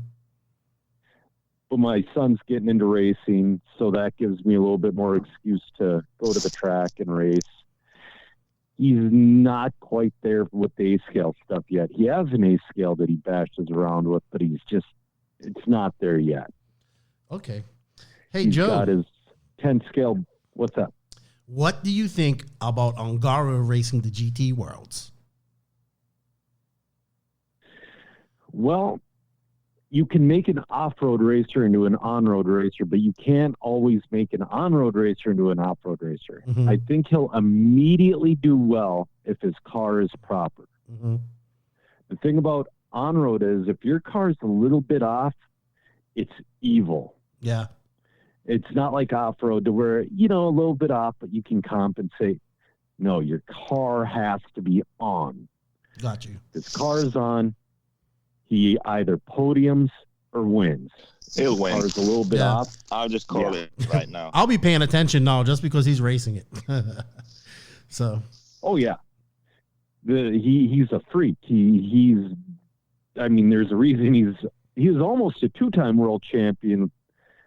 Except, man, he crashed in two-wheel. That's what happened. That was close. He caught up to Rivkin and couldn't find a place to pass, and he ended up bobbling. That was a fun race to watch. For sure. Hey, Joe, I'm going to get you come on the rant with us one day because I like you're so epic. I think we got to think of something, and then you, me, and Joseph get on and we rant about it. Yeah. If you think of a rant and give me like, I don't know, at least 12 hours to think about it a little bit. Cool. Because I just need a little time to think about it. Give me like 12 hours to think about it. All right. We will try. Let's try and do it next week. Let's see what happens. It's just coordinating with this Sounds lunatic good. her. All right, Joe. Well, I appreciate you coming on and trying out, helping us out with the call in. Remember, everybody, Ran Out of Talent and Cauliflower Air. Those are his 2 podcasts. Ran Out of Talent is an RC podcast. Thank you for your time, Joe. Take care of your ears, man. You know, those cauliflowers, they get nasty after a bit. Dude, it hurts. It hurts. I'm not doing it on purpose. Like you have assholes like Steve-O that cauliflower their ear on purpose. I'm not doing it on purpose. I'm just training every single day. Joseph, are you still there? So, yeah, I'm still here. Yeah, I'm still there. Oh, that's 2 Joes here. All right, Joe. I got people on waiting, and thank you for your time, and I appreciate it, and I look forward to you Run Out of Talent next week. Sounds good. Talk to you later. All right, bye-bye. All right, up next, it's Austin. What's up, Austin? Thank you for waiting. How you doing, man? What's up? Good. This is the first time I've heard your voice. That's crazy. No, I called you. We called when you first put me on the team. I did. It's been so long ago. What's up? It's Austin Azure. No, it's Austin Azure from Washington, up there in the Pacific Northwest. Fast dude. Keenan's Great Northwest. Talked about it about every week. Yeah. Austin's I fast. feel like I've given you a couple of one-word answers at some point. Oh, you have. Yeah. Yeah, I knew the name. Asking you about the car, and then I just go to Max because he would give me more than one answer. Hey, so Austin, are you going to Winter Rage? Yeah. I gotta start pumping that damn. So. Are you gonna finish this time, man? You You gotta finish this year. I need you to finish races this year. Yeah. I finished Winter Rage last year. You're so fast, but we gotta get you finishing because you can beat these guys. You can win. Yeah, it was a learning curve with the JQ car. Yeah. Well, I'm glad you're still on this year. You know, you just got to pay attention to detail. Mm-hmm. So you have a question or what? Now's your chance. I do actually have a question for you. What do you think the 8-scale industry, I would say, has kind of been stagnant with like the design of the cars. And then I think with TLR coming out with their 8X, it kind of restarted that. And Tekno with their MB48 2.0. You know, you're seeing a whole bunch of different little changes. How do you think those directions they took, and then what do you think the future will be with the design? Yes. Great answer. What do I think the future? So, okay, TLR, they made an 8-scale. It was different. It didn't work. They redid it. Now it's like a hybrid. They copied the Mugen rear end, I think, but then they have a C-hub in the front. And yeah, I don't know. It's obvious they have no idea what the hell they're doing. Okay, that's my opinion. No offense. Obviously, offense will be taken. But That's the truth. Always. I'm sorry. Everyone That's will. the truth. That's the truth. So I don't see any great innovation coming from them. Maybe now that they hired Gillosi, but I don't think so. They used to be that company that were kind of pushing the envelope, doing new interesting stuff, and then people copied them. Now they copy various things and put it all together, and it doesn't work. And it's just like, I don't know. The magic's lost a long time ago at TLR. Tekno, they do actually do interesting designs and new stuff and try to innovate. It doesn't always work. This car is a lot better than their old one. I don't personally like how they look. I think the parts and the designs don't look good. But I appreciate that they're trying to do something new. You know, they aren't just copying shit. They're actually thinking about what they're doing and trying new stuff. That's cool, I think. You know, their cars are different. They aren't just copies or something. So there's some thought going into it. Maybe they need a bit more time to make it all work, but when they do, they'll have something that works and that's different. And that's much better than just sort of, you know, copying your way to something mediocre. So the reason we don't see sort of larger steps being made like we used to in the past is that it doesn't make financial sense. So see, to make an 8-scale buggy is already expensive and it's hard. So then if you're going to make an 8-scale buggy and in addition to that, you also want to do something different and you're not sure if it's going to work. So you have to put extra money into R&D. You know, you make some things. Oh, it didn't work. We have to change this. Oh, we have to scrap this idea and go in this direction. So if you actually put in that time and effort and do that work, making a buggy will cost a lot more. So then when you've done it, let's say that you actually do manage to you have some great innovation and it actually makes the car better.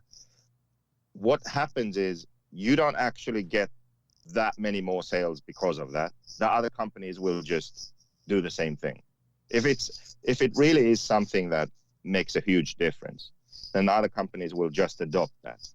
So the benefit of doing all that work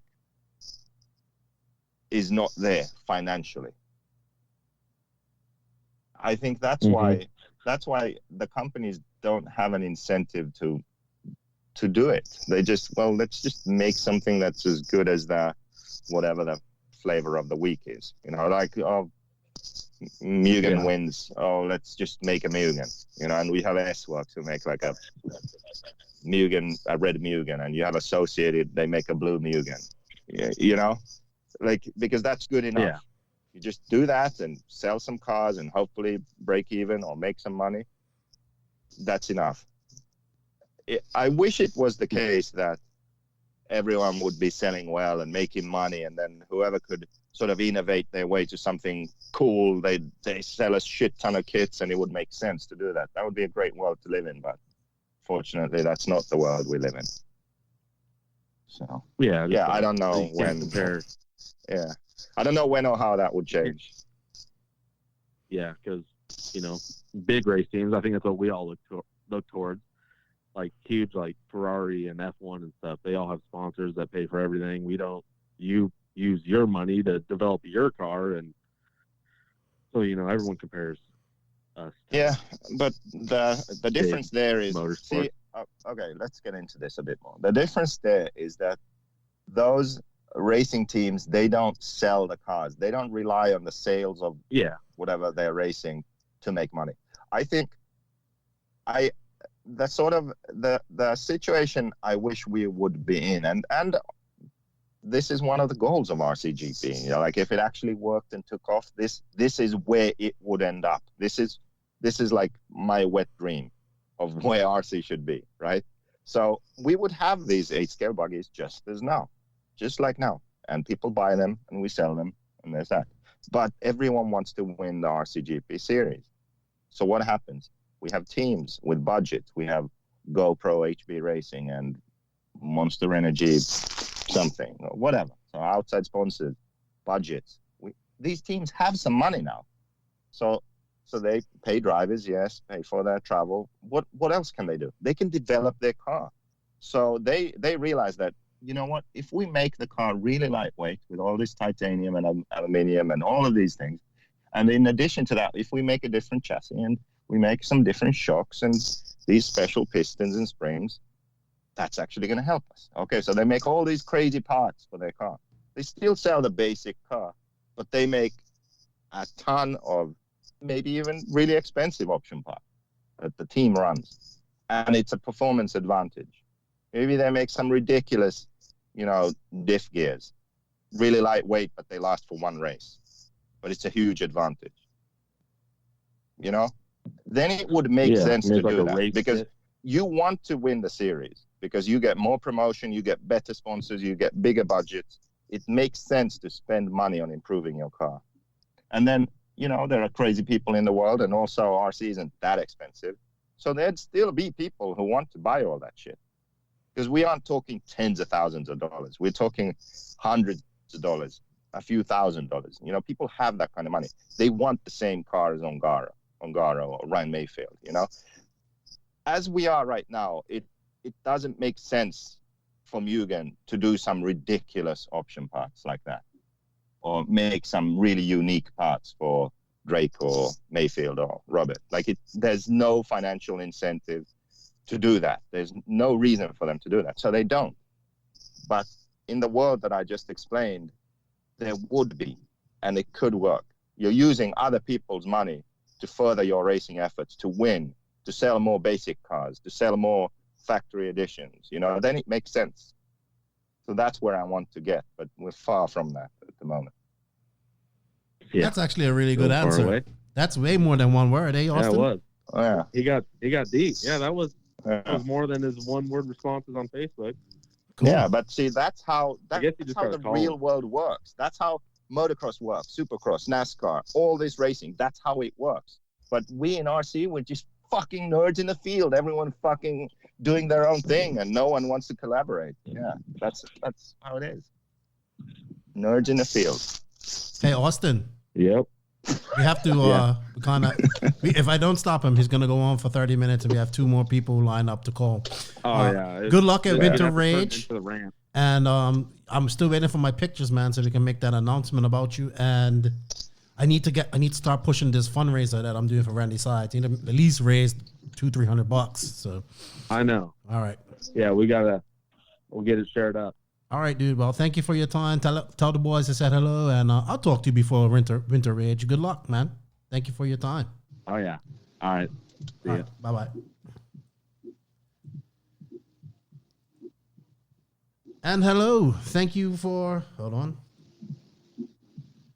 Hello. What's up? Thank you for waiting. Hey, this is Ashton. What's up, Ashton? How you doing? Is this Ashton Kutcher? Oh. Ashton Abdul. Yes. From Omaha. Remember, Joseph? You know Ashton. I showed you a picture of him. He was actually at the the race. He was racing he was practicing. And he said, hey, this kid can drive. So there you got a compliment from JQ, Ashton. It's very hard to get. Sweet. Oh, that was nice. Like a long time ago. Thanks, Joseph. The video. Yeah, man, we was going to cross America, and you wasn't in love. Oh, yeah. So, Ashton, you just got back from Disney World. You was hanging out with Cody a little bit. You're headed down to Mississippi this weekend. Are you excited? I am. I'm super excited. I just finished breaking in my new motor today. Well, yeah, you got a new Ultimate motor. At Plex. You're on the Ultimate team. I did. I'm loving it so far. Yeah. Which one did you get? Yes. The standard B2.0.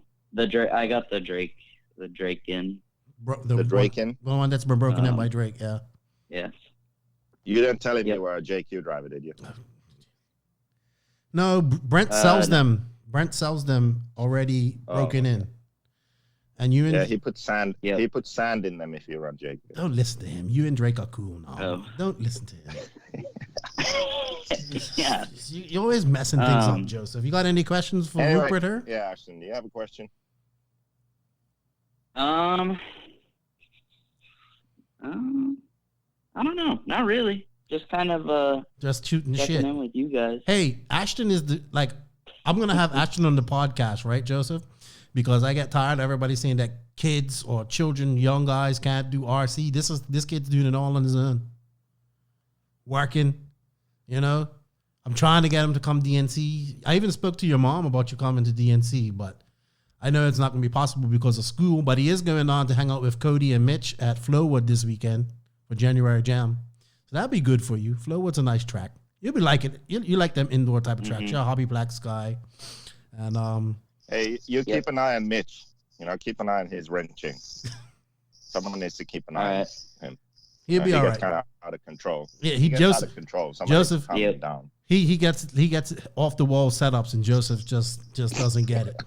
But Cody goes fast with it, so it doesn't matter. Yeah, no. Yeah, I mean, Cody's good on the track. Okay, normally you need to calm the driver down. I think Cody's doing okay. We need to calm Mitch down in the pits. He's all right. Like between the heats. When he starts rebuilding, I don't know. You need to go over there and calm him down. He'll be all right. I agree. I've heard plenty of stories of Mitch, but he has his ideas and they seem to work. So he'll be all right. Mitch is in it to win it. Yeah. Code is in it to win it. I hope you do well down there and Flowwood. I think you're gonna like it. It's a great vibe down there, and you'll like Charlie Mack and DeMarco and those guys. They're a lot of fun. We had fun. Maybe we was there too. So yeah. But you missed a great race at the Plex this weekend too. I know, man. I'm so disappointed, but it was stacked. There was some serious competition along there. with it as much as I could. There was some serious competition there. So, and your boy, he kicked ass. We was just talking about it. So, yeah, good stuff, man. Yep. Good stuff. Yeah, he was on fire the whole weekend. Yep. In e-buggy, he was driving with one of his bearings. I couldn't remember. I think it was some very important bearing in the car.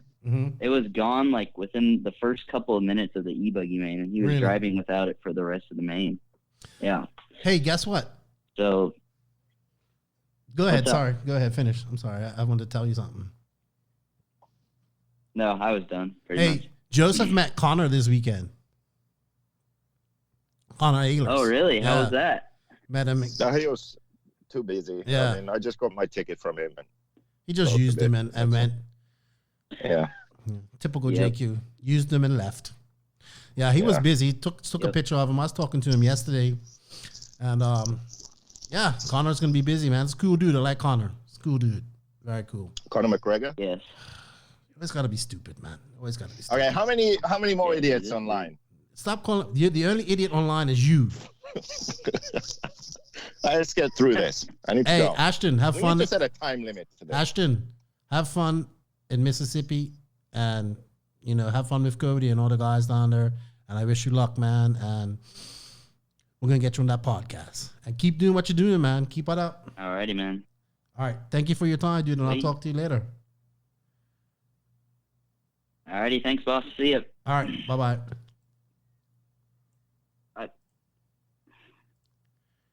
Hey, Joseph, you've got to learn to say goodbye to people, okay? No, I don't want to talk over you guys.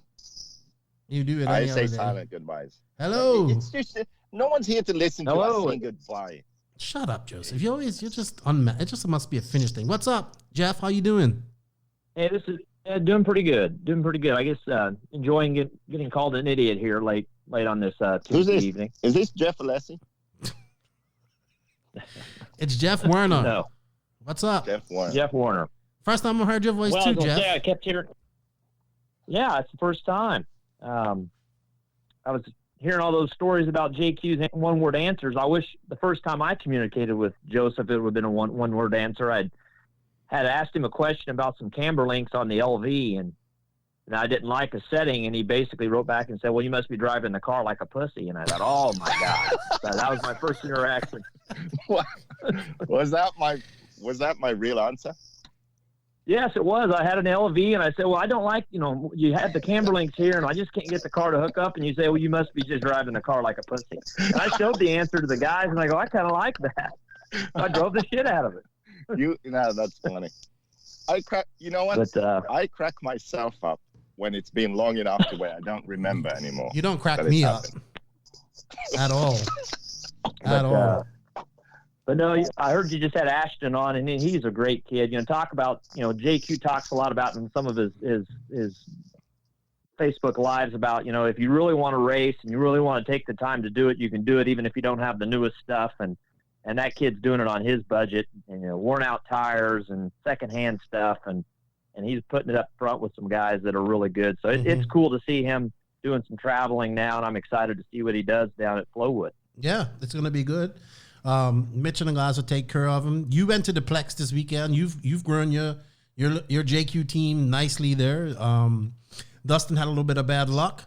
It was a long race too. It was a lot of people. So that's a 1 day race, right? They had it's a 1 day race. Had 120 participants. Thank you. With over 200 entries. I know what you think about the entry thing, but 120 participants and a 1 day race went to about midnight to finish. So it was a long one, but it's a good race. But one of the earlier callers mentioned the Worlds, and I wanted to get Joseph's quick view on: are we kind of done with the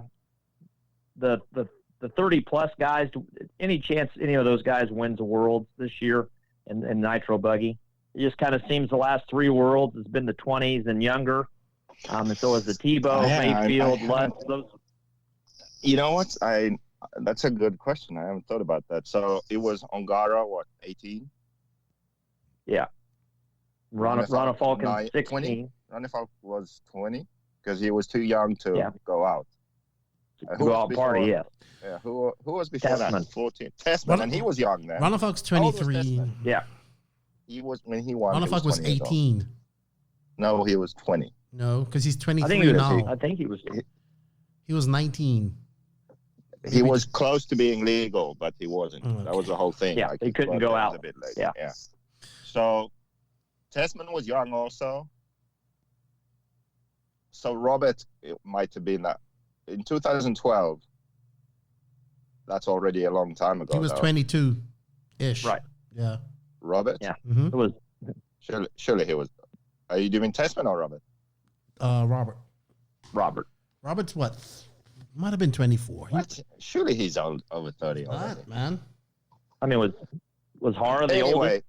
Anyway, yeah. So, yeah, that was 2008. So that was he was what, 35 maybe? No. That's 10 years ago. Hara's like 42. Yeah. So Hara is the oldest in recent memory. So who could win it? Okay, so I think that's a good observation. I haven't thought about that, but I would say that it would not surprise me at all if someone like Mayfield or Robert Battle. How do they say it on LTG? Battier. Oh, Battle. Robert Battle. Battle. Robert Battle. Yeah, if Mayfield or Robert Battle won it, I wouldn't be surprised. Like, I think they can win it. And they're older. They're over 30. So it's not that they can't win it. I don't know. I don't think that that's really an age thing. When it comes to that one race, I don't think so. Well, we'll see. I think we're going to see a 2-time champion this year. I think, honestly, either Ongaro is going to win it back to back, or I think Rana Falk's going to win it. We got to see how it goes in the beginning of the year, but I mean Mayfield's going to be so strong there. I think he's going to be. I think Mayfield wants to win that race more than many others right now. But I know Tebow wants to win it. Cavallari wants to win it. Tebow's not going to win it. Okay. Hey, stop! Your mic is scratching on the beard. Stop that! Stop it! Okay. You're very aggravating. Got a proper mic. But that's a good question, Jeff. No, that's something that me and Lefty are going to have a bet on. Mm-hmm. Right. Like if it's going to be a young guy or an old guy that wins, definitely going to have a bet. Interesting. Well, I've kind of been watching some of the World stuff, and I was watching a young Finnish driver from the 2006 Worlds that had a really good weekend that weekend. And he turned out to be a real CUNT, didn't he? Yeah. Yeah. Yeah, that was your time, Joseph. It's all over. Just give up. That you've been outlived yet. 2006 was what, 14 years ago? Yeah, over. Never forgiven Rossi for that. Where did you finish that year, Joseph? Well, I flamed out in the semifinal, so they only took 10, I think. So I don't know. I left the trophy with the girls at the hotel who would, open the doors and do all that shit at the hotel, like in the lobby. I left it with them. So I didn't keep the trophy, so I don't remember where I finished. Yeah, but Keenan, he was tearing it up that weekend. I know. He was top 10 every run, and that's because a lot of the Americans didn't go. That's That's it. Yeah. A lot of the Americans didn't go, so he was faster. But even the only relevant people that did was Tebow relevant. The previous Worlds he finished like dead last. Okay, so let's be honest here. But the only relevant people that didn't go was like Tebow, Cavalieri, and Mayfield. Yeah, like the three most relevant guys in RC, probably from their own. I'm sorry, how many Worlds have they won? Oh yeah. They've won quite a few. They've won quite a few 10-scale Worlds. In 8 scale. This isn't 10 scale. This is 8 scale. Real men race. Oh God. Well, you've been doing a lot of 10 scale, doing a lot of pink pinion gears and all that type of stuff, shortened servo leads. It's fine to get in touch with your feminine side. There's nothing wrong with that. He is in California. I would be at OCRC too. I'm not gonna lie. So California is a very liberal state. Okay, so it's fine. Oh my gosh. Hey Jeff, thank you for calling in, man. I appreciate it. Thank you for the hard work you're doing there. Jeff was like the first JQ guy to reach out to me when I started working with you, Joseph. Oh yeah. Yeah, he's like, I see you just doing. Probably because he was tired of my answers. Yeah, he was very tired of the answers, and I was like, well, we need to talk to Liam. I didn't want. Yeah, he didn't call me a pussy, so I felt better about things. Well, a lot of people don't get Joseph's dark humor, and that's it's very hard. Trust me, it tests my willpower on a daily basis. So that's your patience. Yeah. All right, enjoy your evening, guys. All right, Jeff. Thank you, man. I appreciate it, and have fun, man. And football season over for you now, right? Yep, we're all done. Okay. So kind of enjoying the off season. Now it's race season. Good stuff, man. Well, thank you for your time, and thank you for your support, and thank you for calling in. All right, Joseph. That was a successful test, I would say, for our first time. We got 10 calls. Yeah. We did about an hour. Yeah, it's all recorded. This is going on the podcast, so good stuff. Cool. Want to protect your expensive battery chargers when you're traveling? Check out RC Raceworks. They have designed and developed a super small, fully enclosed charger case, specifically for the iCharger 308 and 406 Duo. The case features a 1,000 watt, 12 volt power supply, panel mounted 4mm binding post and balance boards, and a dual 2.1 amp USB charger, as well as a 12 volt panel mounted auxiliary binding post to power your pit lights, engine, tire, battery warmers, you name it, you can power it.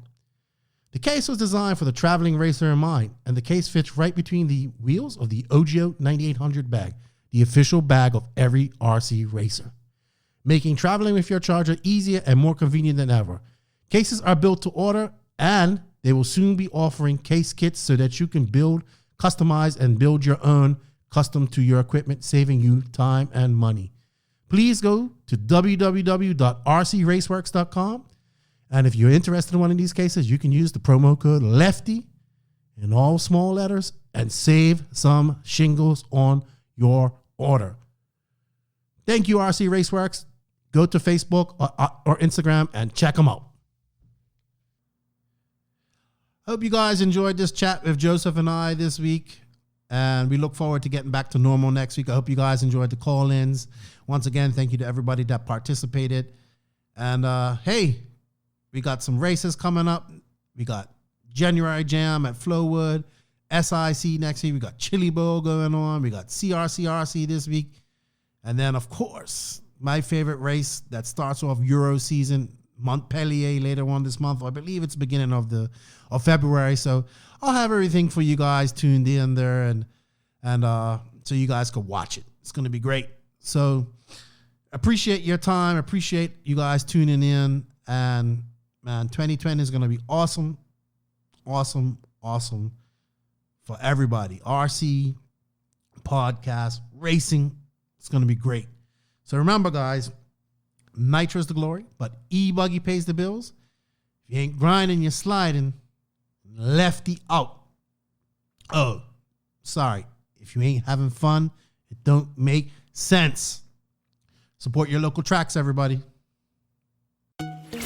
Thank you for listening to the No Name RC podcast. We greatly appreciate all the support and love from you, the listeners. Without all of you, none of this is possible. Special thanks to our patrons on Patreon. If you wish to support the podcast further, you can at patreon.com/NNRC podcast. As a patron, you will receive early releases, special content, and patron-only giveaways. Also, please follow us on Facebook, Instagram, and our website, www.nnrcpodcast.com. Remember, Nitro is the glory, but E-Buggy pays the bills. If you aren't having fun, it doesn't make sense. And if you ain't grinding, you're sliding lefty out. Nitro is the glory. Nitro is the glory. Nitro is the glory.